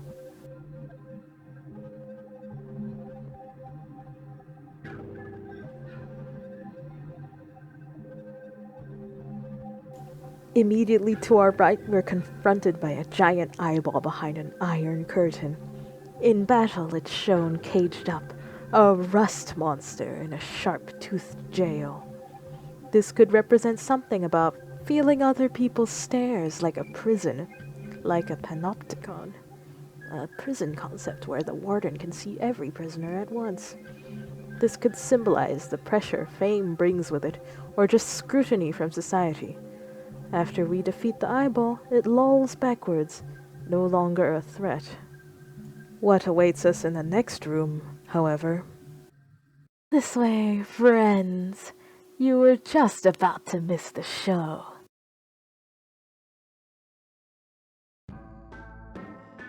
After the show one night, I got the nerve. I would talk to her, fix whatever had happened. She was looking more beautiful than ever. Yet, when I approached, she stared right through me. She didn't even recognize my face. And we're back on the battlefield. Oh no, what is happening here? Don't take one step closer, you murderous insects. You started this, you filthy lizards. We will attack if needed. This is bad. Perhaps we could try and calm one side down? In my playthrough, I went for the arthropods just because they were the closest, but you can go for the reptiles too. Who is this? A spy from the enemies? No, we just want to stop the fighting. I don't believe you. Our trust is all out. Take no prisoners. No matter which side you pick, it goes the same way. They can misinterpret our diplomatic efforts as espionage, a fair assumption to make in the middle of a war, and we fight them. Despite being an army, it's just one soldier representing the whole mass, I suppose. So they want war, do they? Let's give it to them. And now we're here.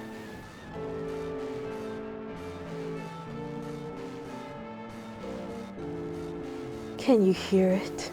A symphony of warfare in the distance. The purest sound known to man.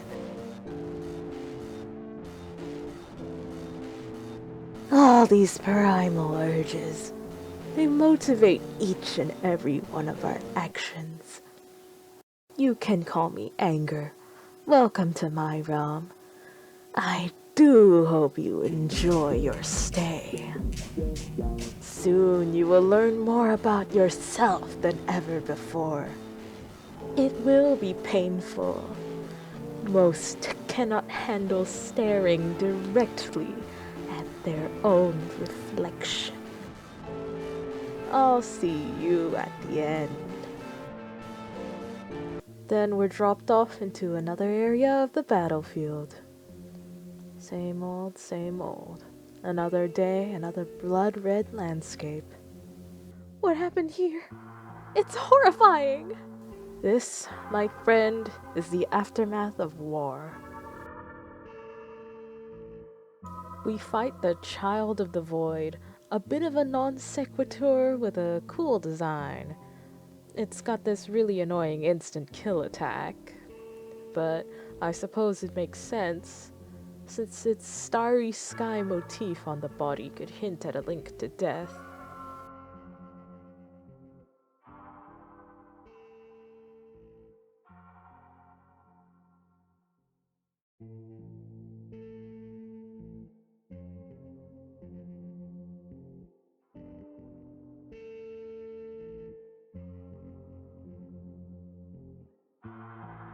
Huh, there's a crack in the wall here. That's not normal. Business as usual, though.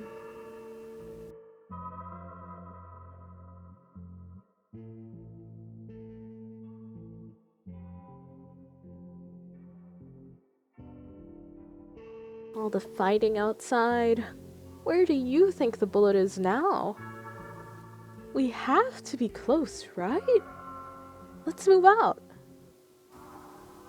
Or maybe we should stay here and let death find us.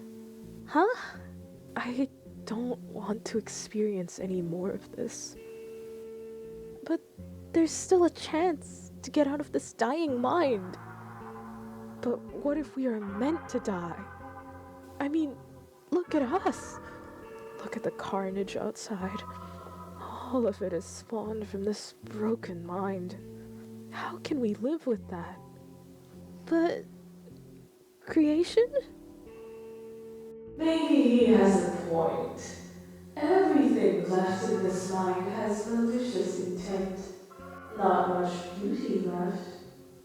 We can still fix things, right? Perhaps it is time to admit our weakness, step aside, and let something else take our space. We can't quit now. I don't know what else to do. I feel so empty. Static, you will still follow me, right? Don't know what to tell you, buddy. I'm too busy fighting my own demons over here. I've no idea what this is supposed to represent, but there's another bit of death's starry sky motif. Tonight's broadcast, something to do with the television.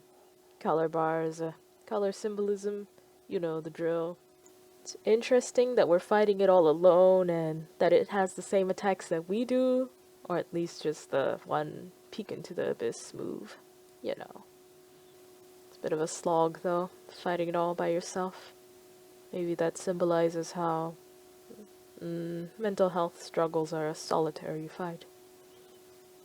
Not really though, not in real life. You have people that love you and care for you and mental health hotlines and that sort of thing.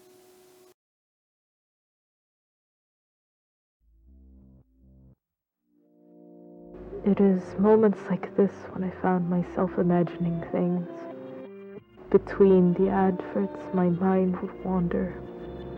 I would imagine one day she would come through my door, broken and lost, all the beauty gone, and I would love her just the same. I sometimes imagined I was a good person. Times like this, I imagined I'd made something important. I imagined the lives I could have lived. I imagined all the different shapes this body could have taken. Sometimes I imagined. Most of the time, I sit and stare at the colors on the television. Every once in a while, I would hear beautiful music. I try to organize these thoughts, but they have become too unruly. I have found the abyss, the endless empty. It's all in my head. I cannot stare directly into it, or I will be forced to confront each and every piece of me.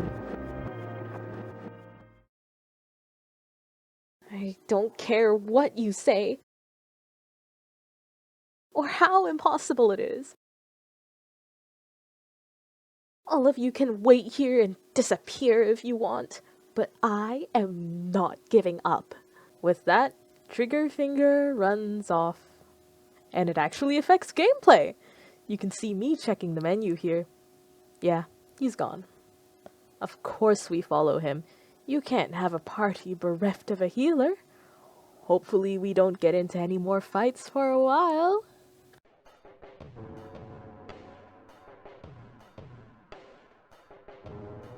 Because of you and your people, everything I knew is gone. I should hate you. I should kill you. I blame you for everything. The death of the king, all the suffering. I should hate you. But I can't let this go on. I forgive you. We have to, or this war will never end. I think there is enough clean air here for all of us. Forgiveness? How disappointing. I put all the dominoes in place. The betrayals, the poisoned food, the weaponry. And it culminates with forgiveness.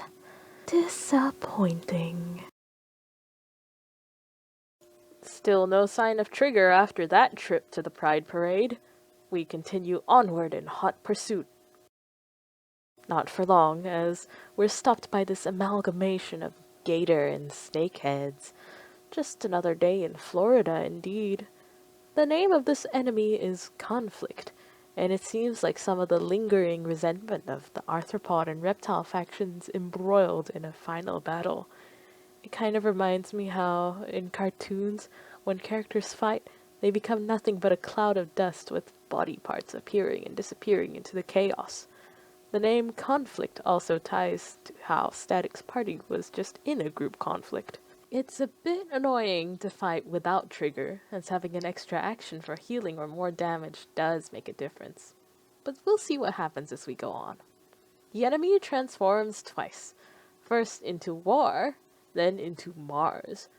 War, a horseman of the apocalypse, and Mars, the Roman god of war. It's a little redundant, but the message comes through.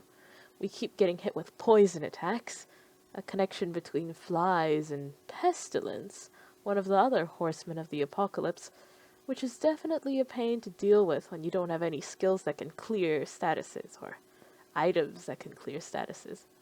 Holding out for a healer till the end of the fight we are. Side note, I can't be bothered playing it here because I don't know the actual speed, but the song that plays during a lot of these battles is a really slowed down version of Beelzebub Strut, which was like all the way from creation. Isn't that weird? Beelzebub and flies? The scent of lilacs fills the air. I won't let it end here. Our glorious king has returned! We all knew he was too much of a softy to abandon us. Not for long, at least. With Trigger back in the party, the rest of the fight proceeds as usual.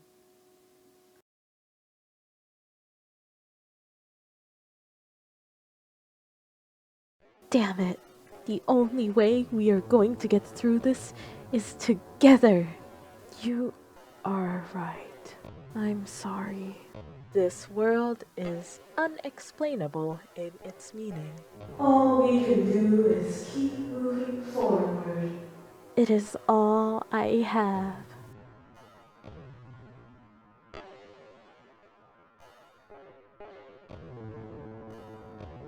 Forward we move.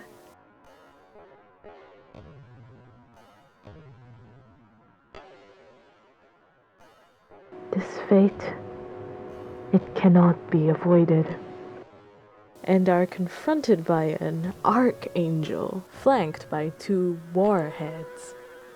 I thought I knew the definition of that word, but like with Citadel earlier, I was a little bit off. So, even though they're not bombs, I guess a sword thrown fast enough could become a missile. Now, for the angel itself, it's definitely not your typical winged human depiction. Instead, it's a big skull with a flower coming out of a crack in the forehead. The dialogue we saw earlier, I think, might have been something this enemy was saying to Static, as some angels, archangels, carry people off to the afterlife as part of their duties. Don't quote me on that one because I'm not sure about it. The flower blooming on top could be a lotus, which symbolizes reincarnation, alluding to the endless cycle of war, the cyclical nature of samsara, I suppose. The name Archangel could be a misspelling of Archangel, but an arc is part of a circle, or a narrative, and we all know that violence is a circular cycle, or something like that. Anyways, we kill it and move on.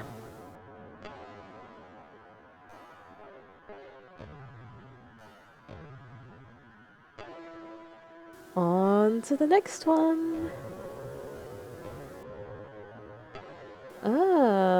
What's that up there? No thanks.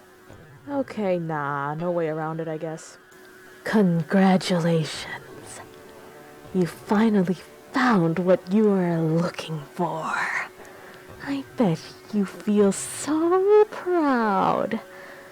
Or maybe you feel uncomfortable, upset, irritated, perhaps even a bit resentful that this is the end. Good. I need you to carry that energy. We were born a rat in a cage, a beast with its back against the wall. This anger is the only thing that has kept you alive. It is what spurred us to survive over these millions of years. Anger caused the cells to split. It caused limbs to form, so that we may take everything in our reach. It was rage at this cruel, cruel world that brought you here. Anger at your God. Anger at the chemicals for making you feel this way, or making you face these impossible circumstances. The fighting never stops. You see the arthropods and reptiles continue their fun little war. You say you want peace? Well, peace is easy. One side must be eliminated. No chance for revenge. Today is your lucky day, because I will let you choose. Your precious bullet here has massive destructive powers. Now, where should I aim it? The fate of the war is in our hands now. Obviously, you'd want to refuse, right? A refusal? Let me make it easier for you. If you don't choose, I'll aim the bullet right down the middle, killing everyone. Now, what do you say? As you wish. Let the firing commence. 3, 2, 1. A doorway. Is this incredible? Impossible. This is the gate to heaven. Well, problem solved, right? Let's just walk on through. No, this can't be the path to heaven. It was a lie. I made it up. You deserve no salvation. You will die here, just like the rest of us. And thus begins our 4th proper boss battle. Let's get crackin'. Despite how much he was getting on my nerves throughout the chapter, this boss isn't so hard. Mostly it's just the old attack or heal balance, wearing him down until he dies. Ain't that life? His theme also goes so hard. Like, the guitar riff at the beginning is so iconic and fits the character perfectly. It's like harsh and distorted and grungy. It sounds exactly the way the chapter looks. just like creations fight, the different phases have names. And I'm supposed to show them on screen right now. Hello, editing me, please cut this out. And the first one is the core. It's just an orb. Next up is fission. Nuclear fission comes to mind. Fitting because Anger's theme is also called Worshipping the Bomb, which could be a nuclear bomb.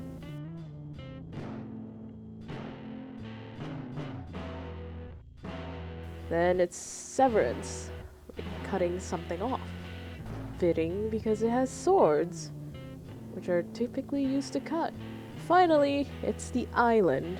Reminds me of the saying, no man is an island, which is ironic because of Anger's whole lone wolf thing. Could also be a reference to Bikini Atoll, which is where nuclear bombs were tested. He also says something interesting during the phase transition between Severance and Island. This world means nothing. Why don't you help me destroy it? It reminds me a bit of how some religions feel a similar way about the material world we inhabit. Maybe this is also to do with how the world is Static's mind and not actually real, so it means nothing?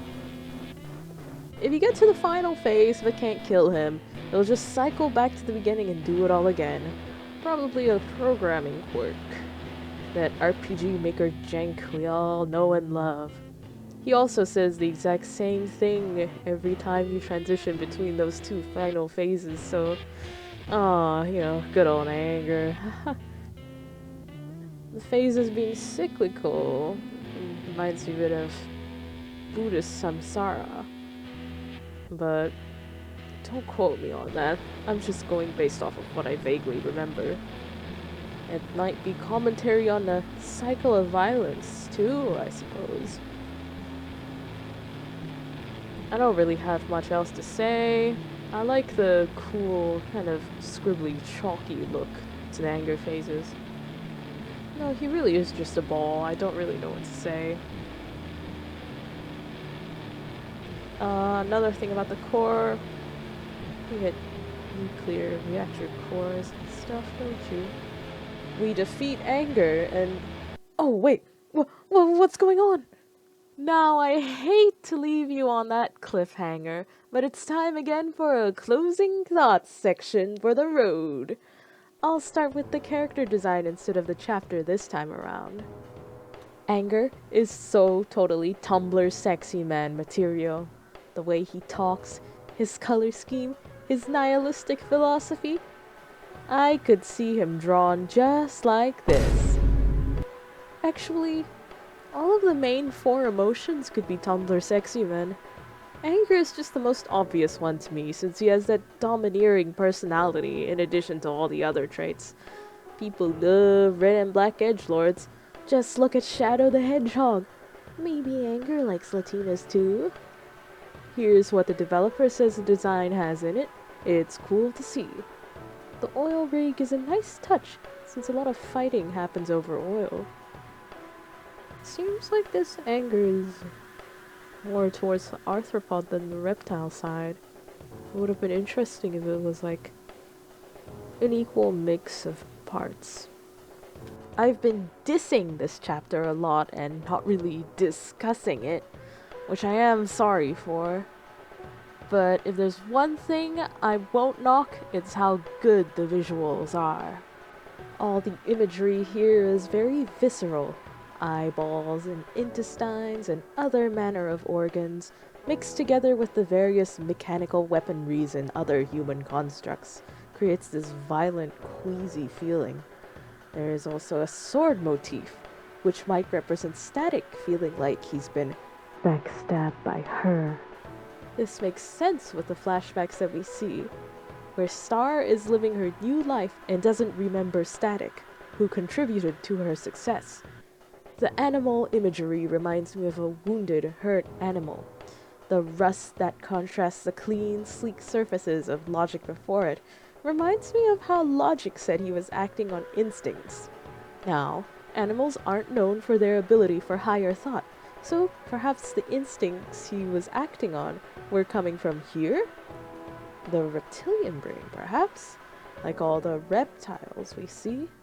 Rust also has to do with metal, which reminds me of metal scaffolding in a building, underneath the surface, the other parts of the mind. Additionally, iron rusts, and you know, we have iron in our blood due to hemoglobin. The thing that makes red blood cells red. Very curious. Shout out to the doomed relationship between the reptile farmer and the arthropod guard. Very Romeo and Juliet. Ahem. Anyways. Anger is the second shortest chapter of the game, and it really feels like the weakest link too. Especially after the emotional crescendo that was Logic.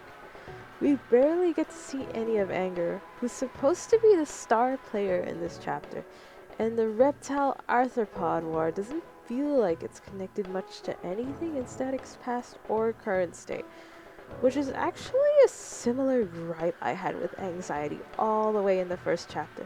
Too much societal commentary, not personal enough, main character doesn't really appear that much. But at least Anxiety, you know, had the entire rest of the game to get screen time and growth and stuff.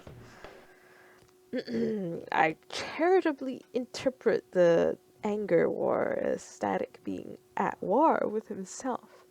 One side wants to move forward, away from Starr and into the future, and the other wants to keep licking old wounds and doing nothing forever.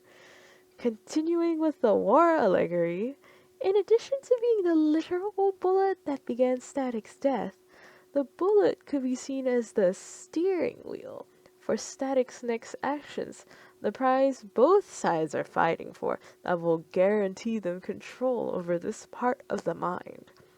Move on or stay where you are? Well, it's obvious who won.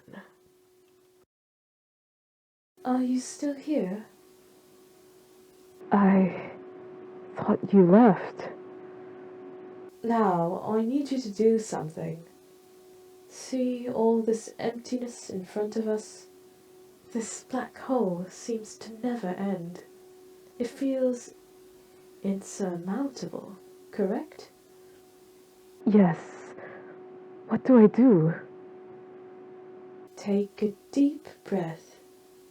Look directly into it. Now sing into it. Sing as loud as you can. Something sweet, something true, something heartfelt. Ready? Yes. Okay. Let's do it.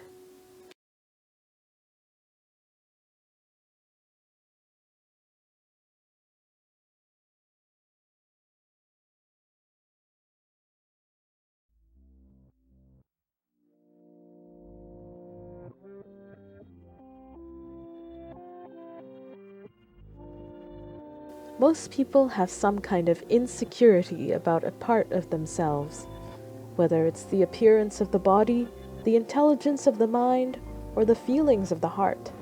Few people can say that they're 100% confident about 100% of themselves, unless they're very good at lying.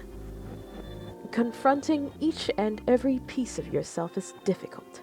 It's this painful process that makes up the fifth and final chapter of The Endless Empty. After all, most cannot handle staring directly at their own reflection.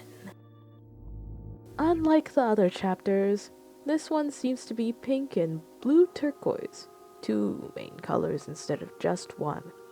Yeah, creation was rainbow, but the theme color was mostly orange. Anyway, colors just keep coming up, and I keep pointing them out every time because I love shapes and colors. There's a sign with some braille on it, which is interesting for reasons I'll discuss later.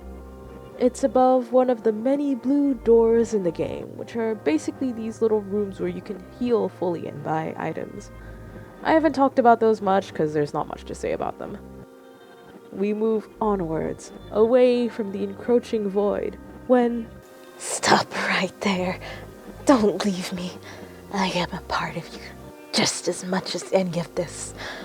I will witness the end, even if I must claw my way through. Right, looks like our last party member is here. Now we have every choice. Beating people up is the best way to earn their loyalty, of course. Speaking of gameplay and combat, I haven't really talked about each character's attacks, so I'll go through them now. Each emotion party member gets 3 skills to use in battle. Static and Trigger are present the whole time, so they learn new ones as they go, more than 3. I'll be talking about Static specifically more later. First up, we have Anxiety, who is constantly worrying about trips to the dentist. I'd be worried too if my teeth took up most of my body. His 3 attacks are Crushing Debt, Weight, and Injection. Not really much to say here, they do exactly what they say on the tin. Damage over time, just attacking multiple times, and some HP drain. It's ironic that he does injections, considering he doesn't like needles as shown in logic. I suppose there's something to be said about embracing your fears. Second is Creation, who loves daydreams and parties that go on all night. He's got a mass attack, a stun, and another health drain. Yep, you know the drill. Third is Logic. All systems are functional. This attack isn't actually randomly computed, it actually deals exactly 133 damage 3 times. The animation is God's forearm from the creation of man touching the enemy 3 times. Interesting, because Triggerfinger's Touch of Life skill, used to win his fight, is also about touching, which you use your fingers to do. And touch is one of the 5 senses. There's a counter skill, and a stun. I think he didn't change the name in the file, so it still shows up as Daze when you use it in battle. But Logic and Creation both have stun attacks, which is an interesting parallel. Last of all the emotions is Anger, who enjoys the fight for survival a little too much. Hello? You some kind of sadomasochist or something? Heavy on the sado. Interesting that he's the emotion of fear, since the suffix phobia is used for both fear and hatred. But also interesting considering he's not really one to be afraid. I suppose it's more about inflicting fear. The attacks are very offense focused. Just a strong attack, a poison, and this one that's supposed to be another strong attack. The cute thing about our party members is that they share skills with some of the enemies from their respective realms, like their little slices of their world. Now we've got Triggerfinger, our one and only reliable healer. A kind neuron carrying a heavy burden. He's got this really useful healing skill. I spam it all the time. It's kind of the only way to get through this. We got a MP recovery skill that's called Thought Eater. He's not a macrophage or a leukocyte. How come he can phagocytose? Maybe it's got to do with electricity instead of enzymatic phagocytosis, like how a capacitor can store electrical energy? I mean, there are dendritic cells involved in immunity, and they can phagocytose, but I was only thinking about that because neurons have dendrites, and these guys are more specialized and definitely cannot phagocytose, and this is a motor neuron, right? So like, I'm thinking too much into this. Then there's one that increases defense and does a single target heal instead of the mass heal that Calm Nerves does. And there's this nice one that removes status effects and increases attack. We also have Touch of Life, which was the skill that we used on Logic to end the battle. I already discussed it a bit. I guess you could think of it like Lay on Hands from Dungeons and Dragons. So, all 4 emotions are here. What now? Once you've allowed yourself to feel every feeling, what's left? Numbness? A hollow void? Acceptance? The final stage of grief, according to an old and not very accurate model, anyway. The heart with wings outside the healing room looks like the ones from the rooms all the way at the beginning. Looking at the files, we can see a sprite sheet for these guys, and they're just called angels. Anyway, one of them tells us our transportation is in the next room over. Next room over, we see a familiar limo once again.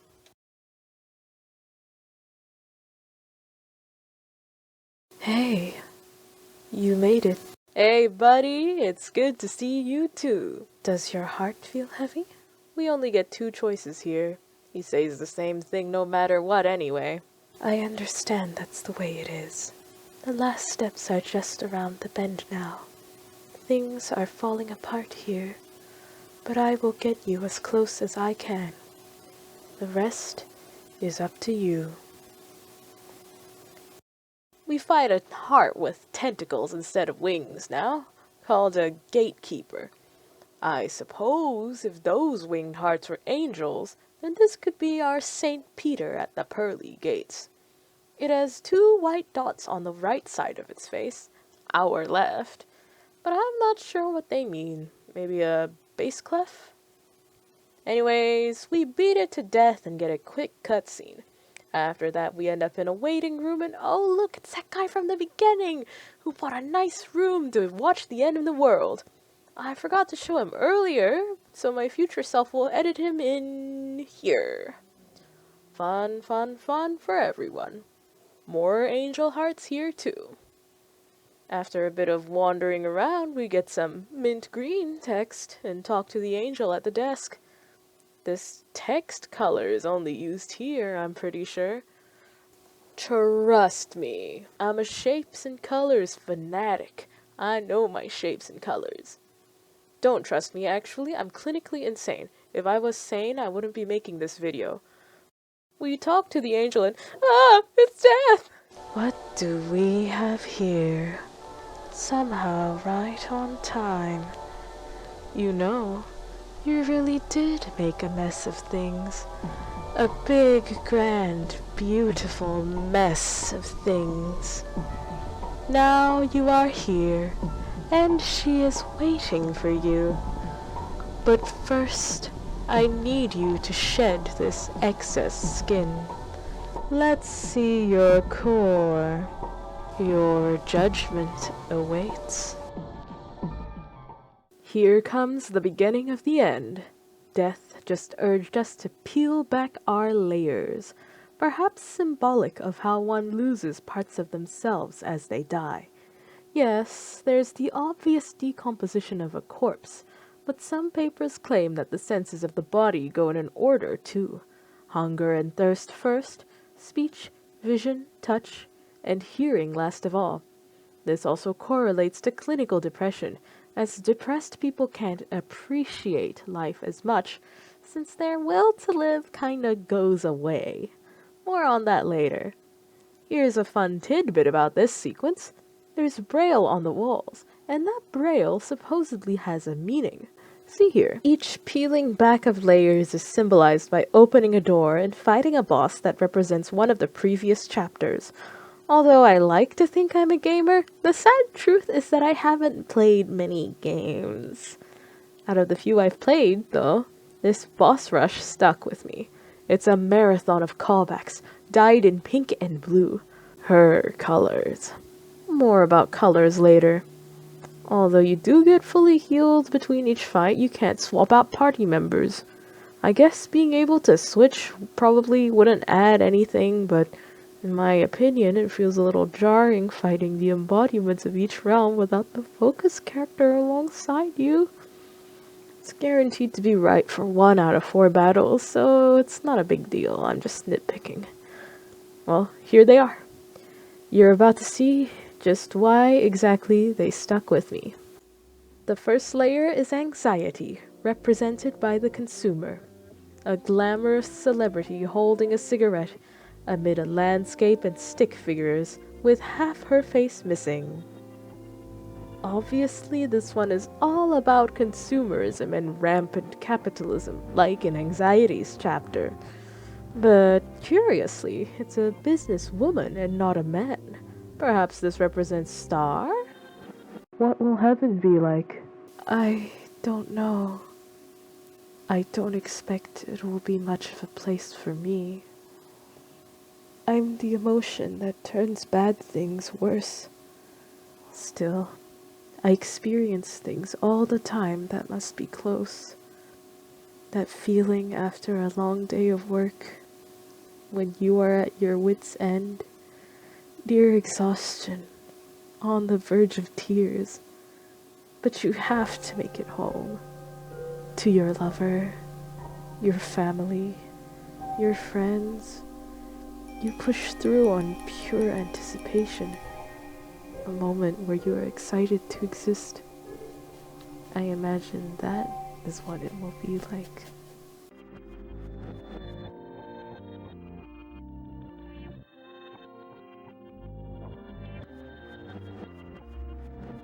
The second layer is the spirit, repping creation's realm.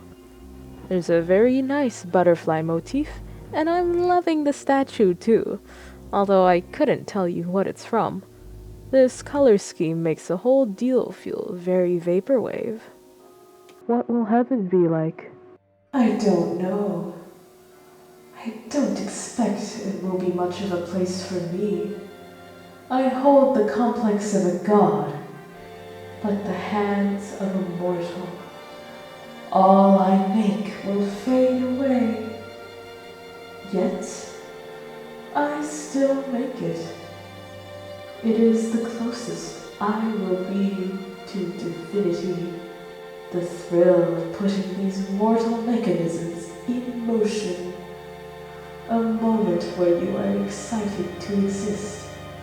I imagine that is what it will be like.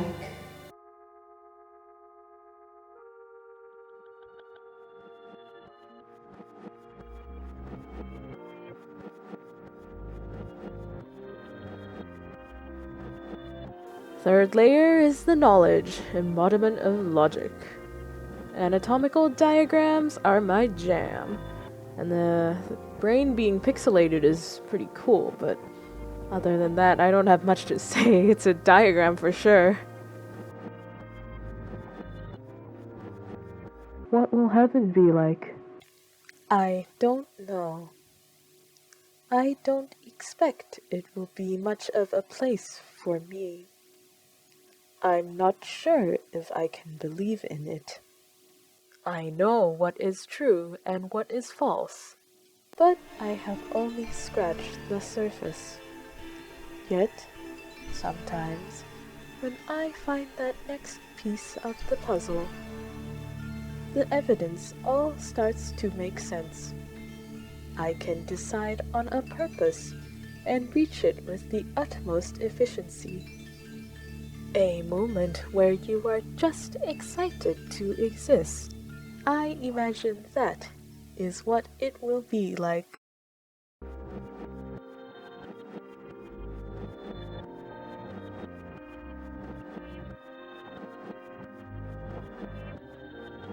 Fourth of all is the Grudge, repping anger, of course. It's an interesting name considering something I'll briefly mention later on. It's a woman, but she's got reptile and arthropod parts poking out of her, and a half-exposed skull, and a pair of swords poking into her head, and flies crawling all around her.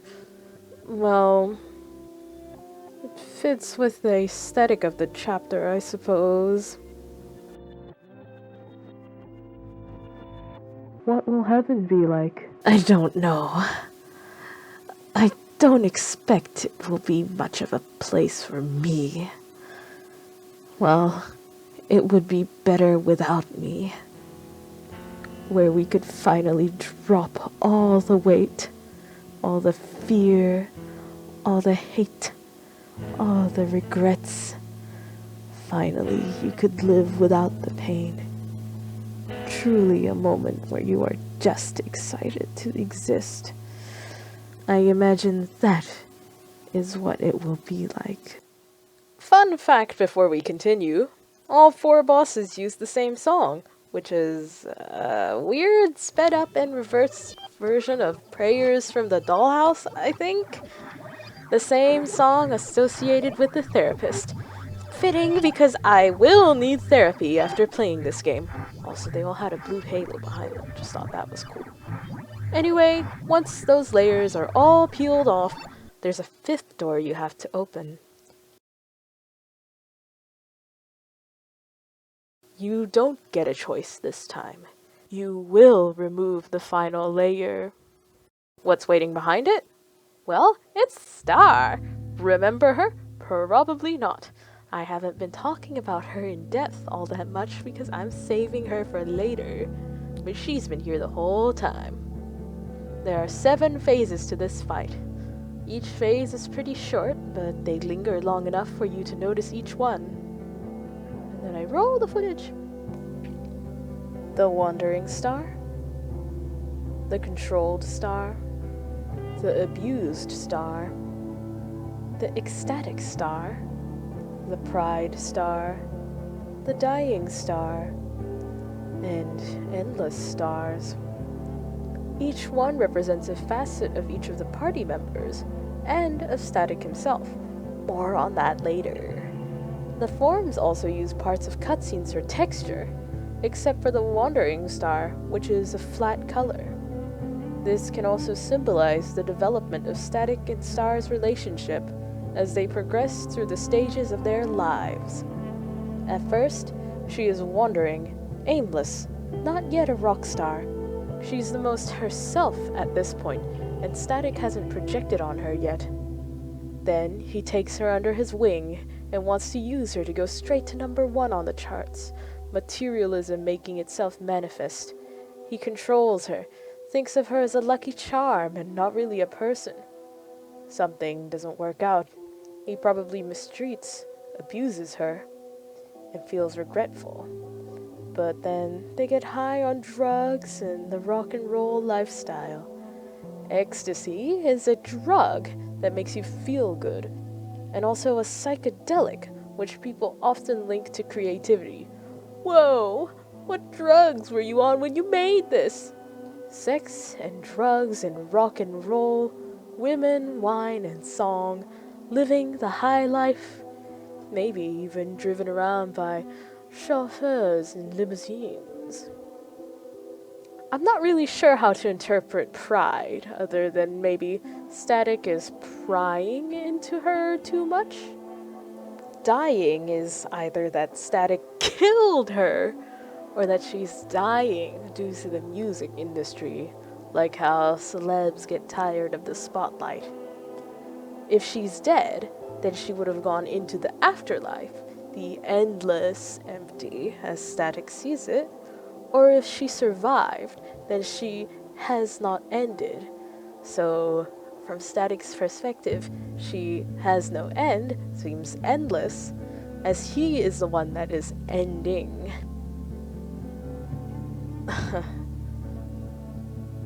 The song playing throughout is gentle, by the way. Perhaps this is her final plea to him. Be gentle with me.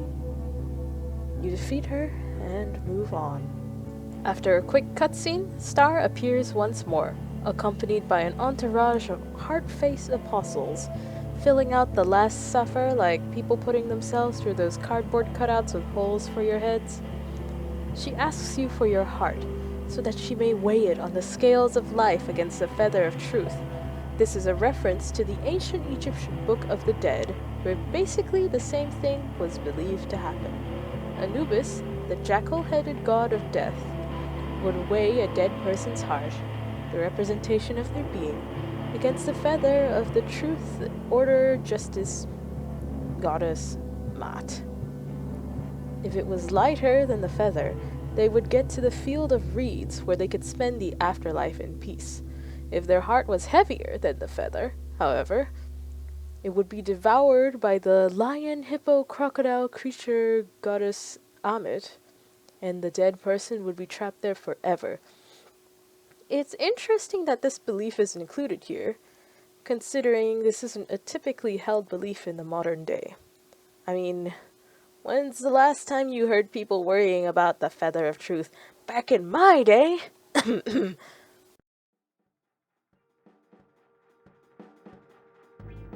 A hallway much like the one from the very beginning is present.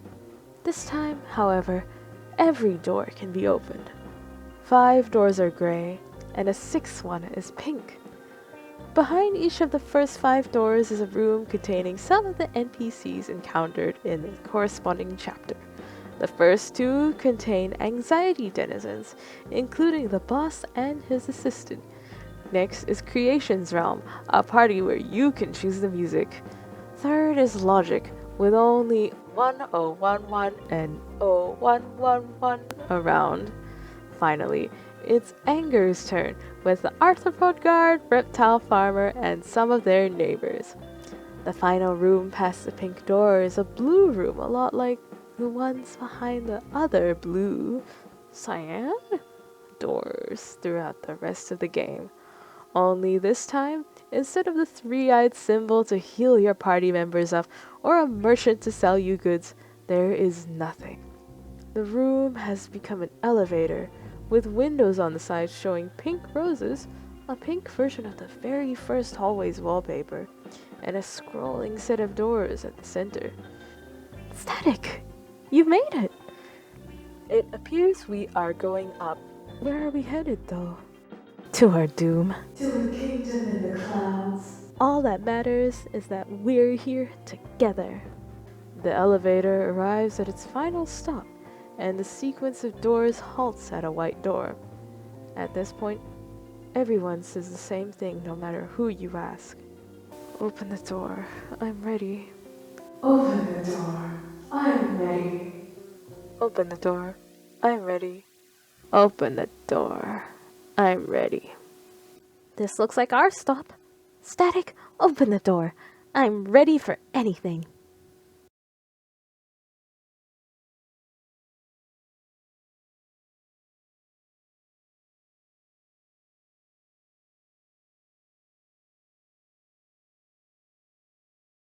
The scene fills with a starry night sky, the same one death is made of. The credits roll. When those are over, that's it. It's the end of the Endless Empty. Not the end of my video though. I got a bit more to say. You see this runtime? Oh, brother, it's not the end for you yet. The central focus, despite everything else, is Static. Technically, Static is the name given to a fragment of our dying man's mind. But Static, the figment of imagination, doesn't do much on his own, so there's not really a reason to refer to them separately. Even if you rename him, like most people would, he's still the same guy pretty much. Static is obsessed with a woman named Starr. This is pretty obvious. Throughout the game, we see her through flashbacks, viewed through the rose-tinted goggles of memory, and hyped up to be this perfect rock star who is just too good for our main man. Our wonderful, unreliable narrator always does this thing whenever it comes to her, making this human woman into a deity any chance he gets. So, Static is mentally unstable. Who would have thought? A guy who is constantly on drugs and in a parasocial relationship with a woman who's no longer in his life isn't the most sane person around? The unique enemy you fight in the tutorial even hints at this. A walking brain and eyes called an insanity fragment. Very on the nose if you ask me. There are 6 different forms that Static, the player character, can take as a result of making different choices throughout the game. After meetings with the therapist at the end of each chapter, you'll usually end up changing forms. Each one learns different skills and changes which cutscenes the player sees. They correspond roughly to each major emotion. First is the nothing, the sharp, lanky stick figure that you'll be looking at until at least the end of the anxiety chapter. This form has nothing special about it, just like the name implies, and it is the easiest to change out of. However, if you manage to stick with this form all the way until the end, you'll unlock a strong skill called Hollow Soul, which is supposed to deal damage proportionate to the amount of static's remaining HP.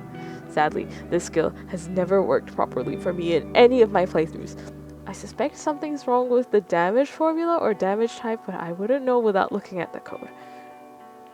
Next are the businessman and the punk. These are the two forms that static can become after the anxiety chapter, and they're the player's first taste of how their choices affect the game. Their designs are quite different from each other. The businessman is a bald-headed, insect-legged, mosquito-winged suit guy with a pair of sunglasses and a big wide grin. The punk is a spiky creature in a cool jacket with big empty eyes. They're meant to contrast the two ways you can go through society, I think. Either by playing by the rules or not conforming to them.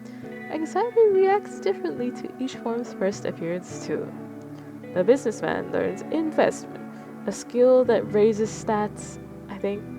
This might represent how Static invested in Starr early on in her career. The punk learns disruption, a wide AoE attack. This probably has to do with disruptive behavior and anarchy.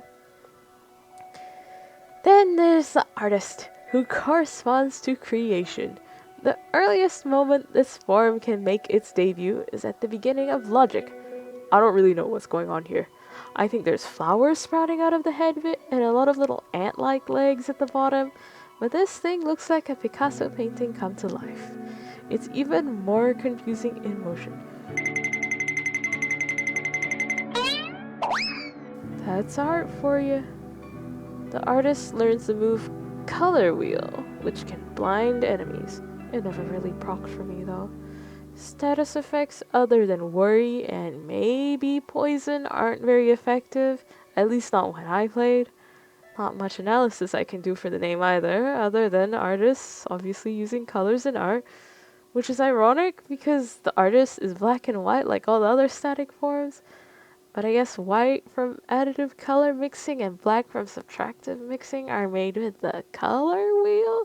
This is really stretching it though. The observer is a computer monitor set atop the curved spine. It has terrible posture. This is the second to last form you can get before the end of the game.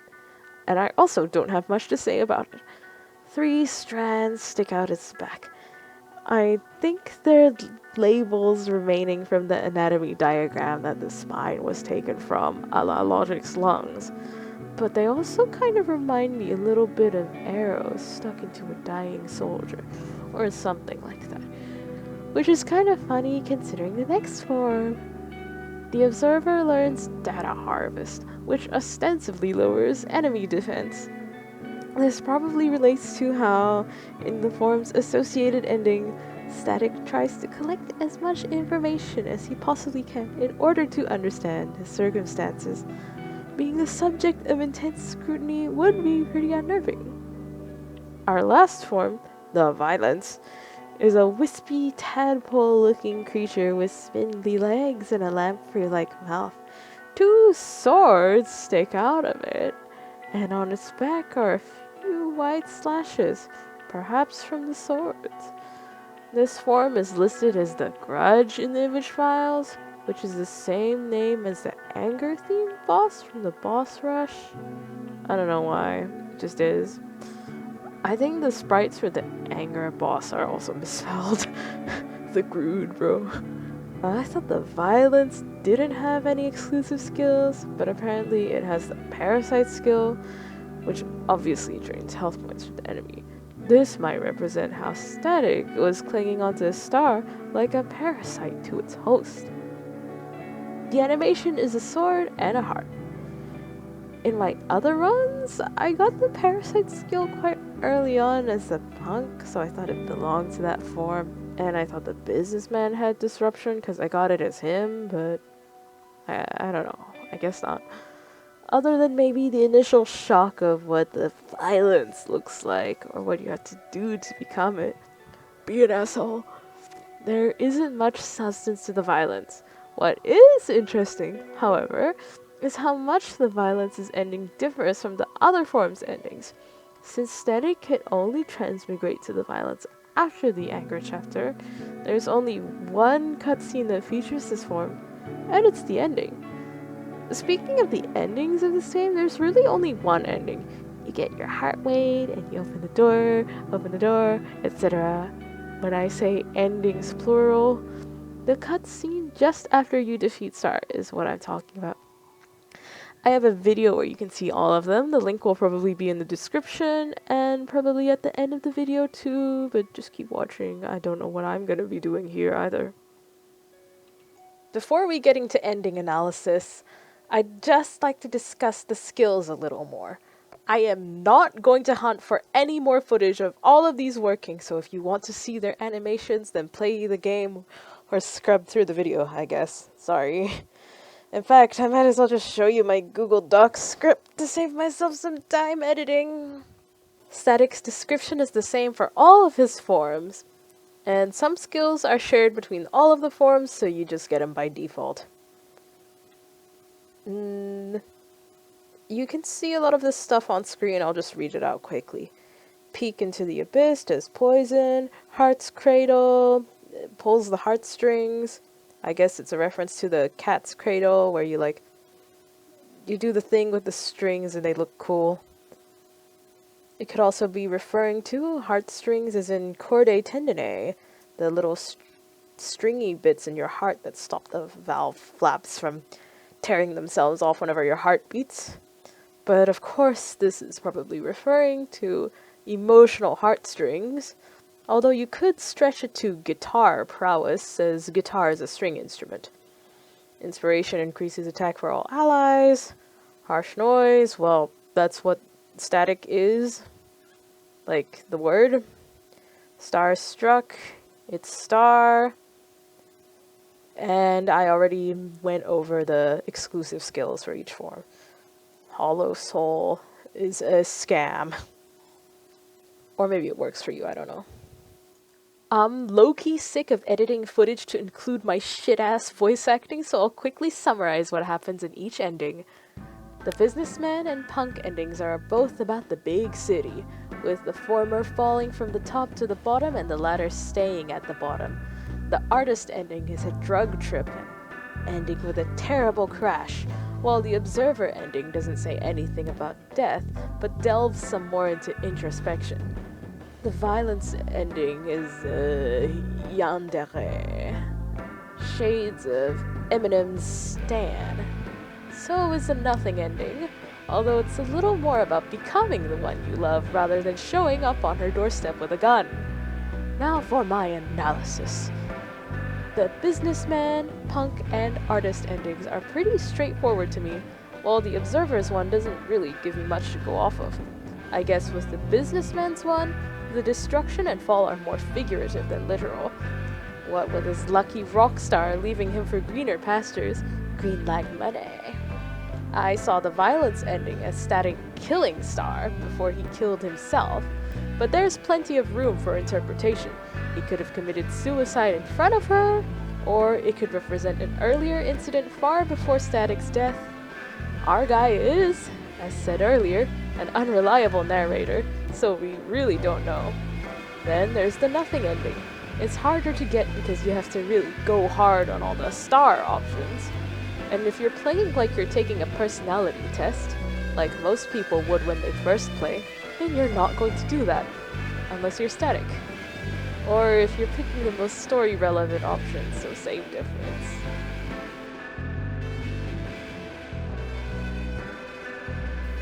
I saw an interesting theory by a fellow fan a couple years back.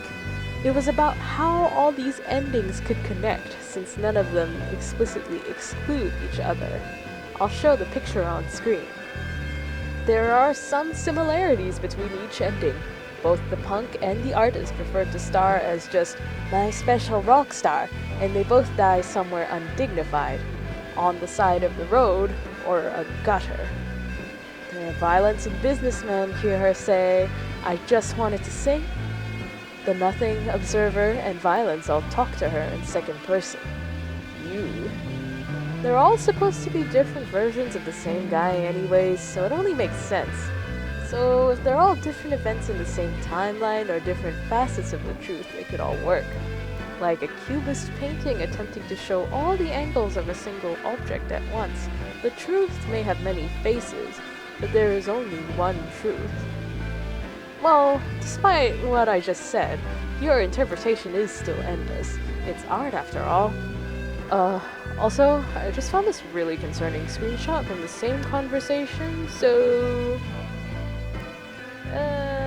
Starr is also not okay. It's so over. We'll never know the true truth, but one thing's for sure. No matter the ending you get, the same thing happens every time. Static succumbs to the self-inflicted wound, and he dies. The path of time is the same every time. This is a tragedy. Nothing you can do will be able to stop this.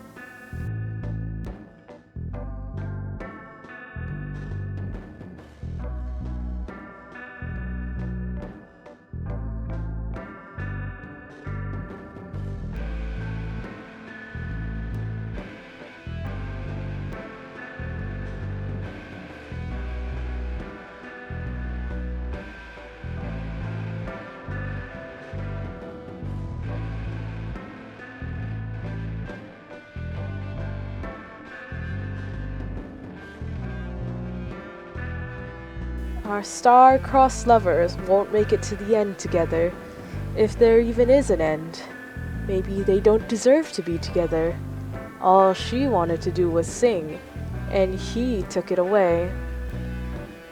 There is no order to the waking world. There is only chaos, confusion, and, eventually, death. Alright, on a lighter note, this is the section where I put everything else I couldn't fit in the rest of the video. Unlike the waking world, the Endless Empty has a very orderly color coding of his cast, having a distinct color. Image colors, as idol anime would call it, is a common trope that allows for a large cast to be easily distinguished in areas like merchandise or other promotional media. Although there aren't as many characters here as there are in, say, Love Live or other longer-running franchises, I still like having something to associate with my silly little guys. Anxiety is green, Logic is blue, a deeper blue/indigo than Trigger Finger's electric blue. Anger is red, and Creation thinks he's special. He's orange! Even all the way back in Chapter 2, we had foreshadowing for Anger and Logic.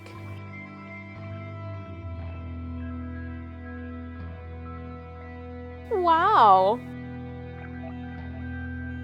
However, there are two characters I haven't really discussed when relating to color. Static, in all his forms, is black and white. The balance of values shifts depending on the form, but it's usually more black than white. The artist and observer forms have some gray. The wings of the businessmen are gray too. Technically, they're all kind of gray due to the anti-alias black-white pixels overlapping, except maybe the nothing because there's no white, but that's overthinking it. A common misconception of color blindness is that colorblind people are unable to see any colors at all, achromatopsia. Static is heavily implied to have depression or some other kind of mental illness. People who have had depression sometimes say that things looked more gray when they were depressed, less visual contrast resulting in desaturated hues. Depression can cause the loss of or degradation of senses like sight, smell, and taste. Interestingly, death is also black and white. This could be symbolic of Static's self-destructive tendencies, drug abuse, self-neglect, and finally, well, you know. Additionally, people lose their senses as they die. Hunger and thirst, taste plus smell basically, vision, touch, and finally hearing. It reminds me a bit of the earlier dropped plotline, and also that sensation enemy we fought back in Logic. The brain, as the command center of the body, sends out orders for movement and receives sensory input from the rest of the body. It uses two different pathways, called tracts, to do this. So I'll hazard a guess and say the sensory tract is rapidly degrading as static dies. Adding on to color blindness, Star's cotton candy pink and blue color palette might be caused by it. It's a long shot that the developer said he wasn't intending, but sufferers of tritanopia see in a similar color palette to how Starr is depicted. Pale cyan and pink, no yellow. This is because a deficiency in the blue cones of the retina causes a weird effect where colors look like this. I was gonna talk about this more, but I can't really find that much info about it, since it's less common than the more dramatic color vision disorders. Probably because it doesn't affect people as badly as the others, since blue and yellow aren't used for signaling like traffic lights or stop signs and other important stuff that much. But anyway, blue, as we know, is the color of logic. Blind love is often irrational. It's this kind of tunnel vision that leads to people doing things they regret.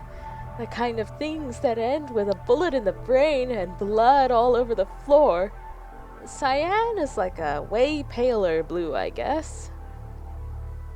Although in some scenes, Star's blue seems more turquoise. Trigger finger! The fault lies with you! Like Death and Static having similar colors, Starr and the therapist share their color palette of pink and blue.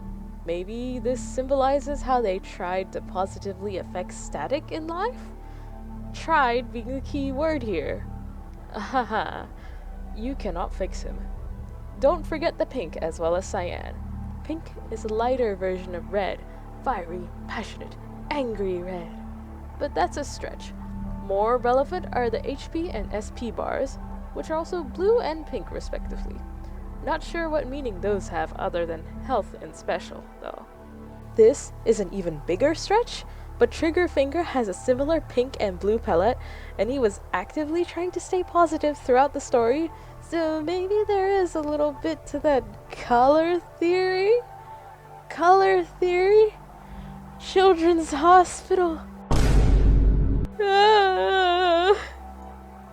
Oh, and the obvious point is that death is represented by a starry sky, and Starr is obviously a star.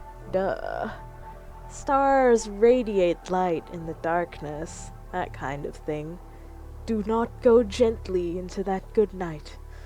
Also, black holes swallow light.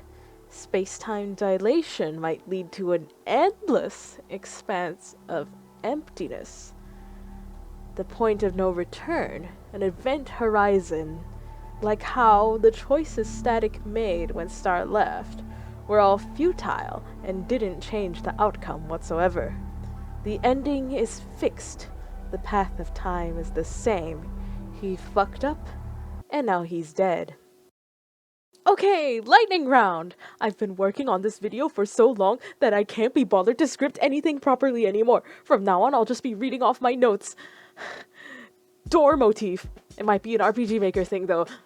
Since doors are just the easiest way to transition between areas without it looking too weird or being too sudden. And it's like that saying, when one door closes, another opens, but sometimes it's a door closes and a window opens. Huh? Blue doors. So the blue rooms throughout the game are basically these safe rooms where you can restore your health and your special. There's this little dude in the corner that sells you stuff. He's a different color each chapter. You might have noticed that. And in that last blue room at the end of the game, he cycles through all of them. We don't have a name for him, but I call him the merchant or the shopkeep, but he's just the store owner in the files.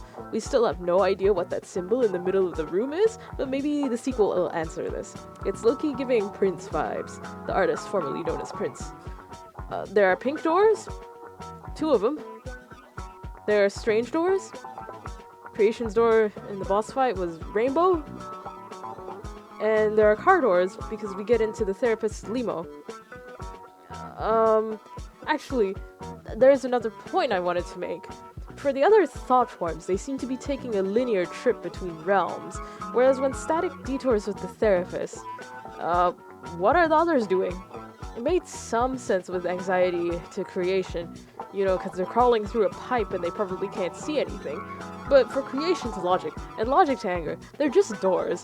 What are the others actually looking at while we're off doing our thing? And the door in the bullet is like an elevator? Or something? And speaking of doors, there are gates to heaven. There's a religious symbolism with the gatekeeper and St. Peter, and I had something else there. My bad, I don't remember.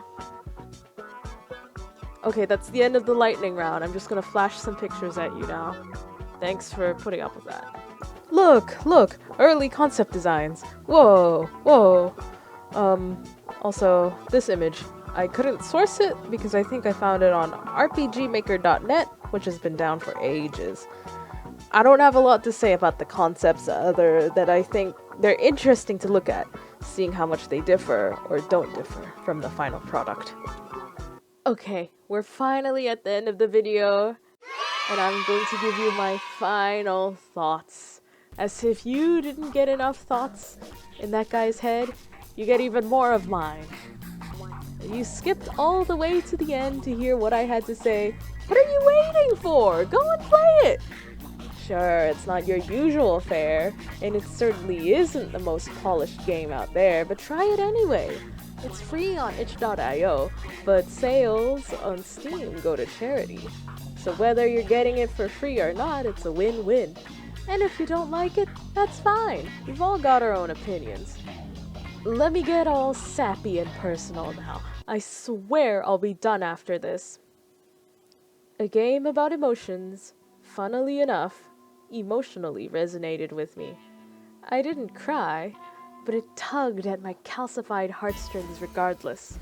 For 4 years, coming up to 5 now actually, maybe 6, I've been a fan. And throughout big changes in my life, it's accompanied me as a memory I haven't forgotten. The music, visuals, story, characters, all stuck in my head for these long years. A while ago, I uncovered a piece of fan art from all the way back in 2018 that I have no memory of making. I'm pretty sure I had the webpage of this game bookmarked all the way back then too, before I really got into it. Small world, huh? The Endless Empty, the 11th best RPG Maker game, according to a list on some website somewhere, really helped me grow as an artist and general creative type person. I've made friends, honed my skills, and even settled on a career path, all because of this one game made by some guy almost a decade ago. All because I had nothing better to do in 2020. All because I spent my lockdown getting attached to this game. The path of time could have gone in a better direction in many places, I admit, but I definitely don't regret finding this game, The Endless Empty. If you're like me and can't get enough of this world, the developer Eric is making a sequel centered around one of the major players of The Endless Empty. It's called A Chamber of Stars. Unlike TE, ACOS is planned to be a rhythm puzzle game, which is a pretty crazy genre jump to make between titles. It's gonna release soon-ish, but if it's not out by the time you're watching this, or if you want to know if there's anything similar, here are some other games I'd recommend to fill the void inside you. Copper Odyssey and Copper Odyssey 2, very cheap. Mothlight, which is free on Steam. Phantasmata, early access, supposedly, but a very meaty product nonetheless. Eulogy of an Insect, I don't know when it releases, it might be out already by the time you watch this. It's got the Hylix 2 composer on board for the soundtrack. The Middens trilogy of games I mentioned at the beginning, but you'll need to do your own research about the developer. Out of Hands? It's not an RPG Maker game, but it's very similar to The Endless Empty in regards to story and artistic direction. Oh, so very similar in the story. And Ina, Dream Barbecue. Surreal in a slightly different way. Almost no gameplay similarities. I just really like Ina. Fun fact, I actually took so long to make this video that several of these games have already released. Yeah! But basically, just look at this Steam page. I'll put it up on screen. And you'll be well fed for the rest of your gaming life. This is my first ever video essay. Please be nice to me. I've been wanting to talk about this game for ages. And if this reaches even one person, I'll be really happy. Probably. So, whoever's still listening, I hope you enjoyed it, because this is the most sincere I'm going to be for quite some time. Thank you for watching. Like and subscribe. Peace and love.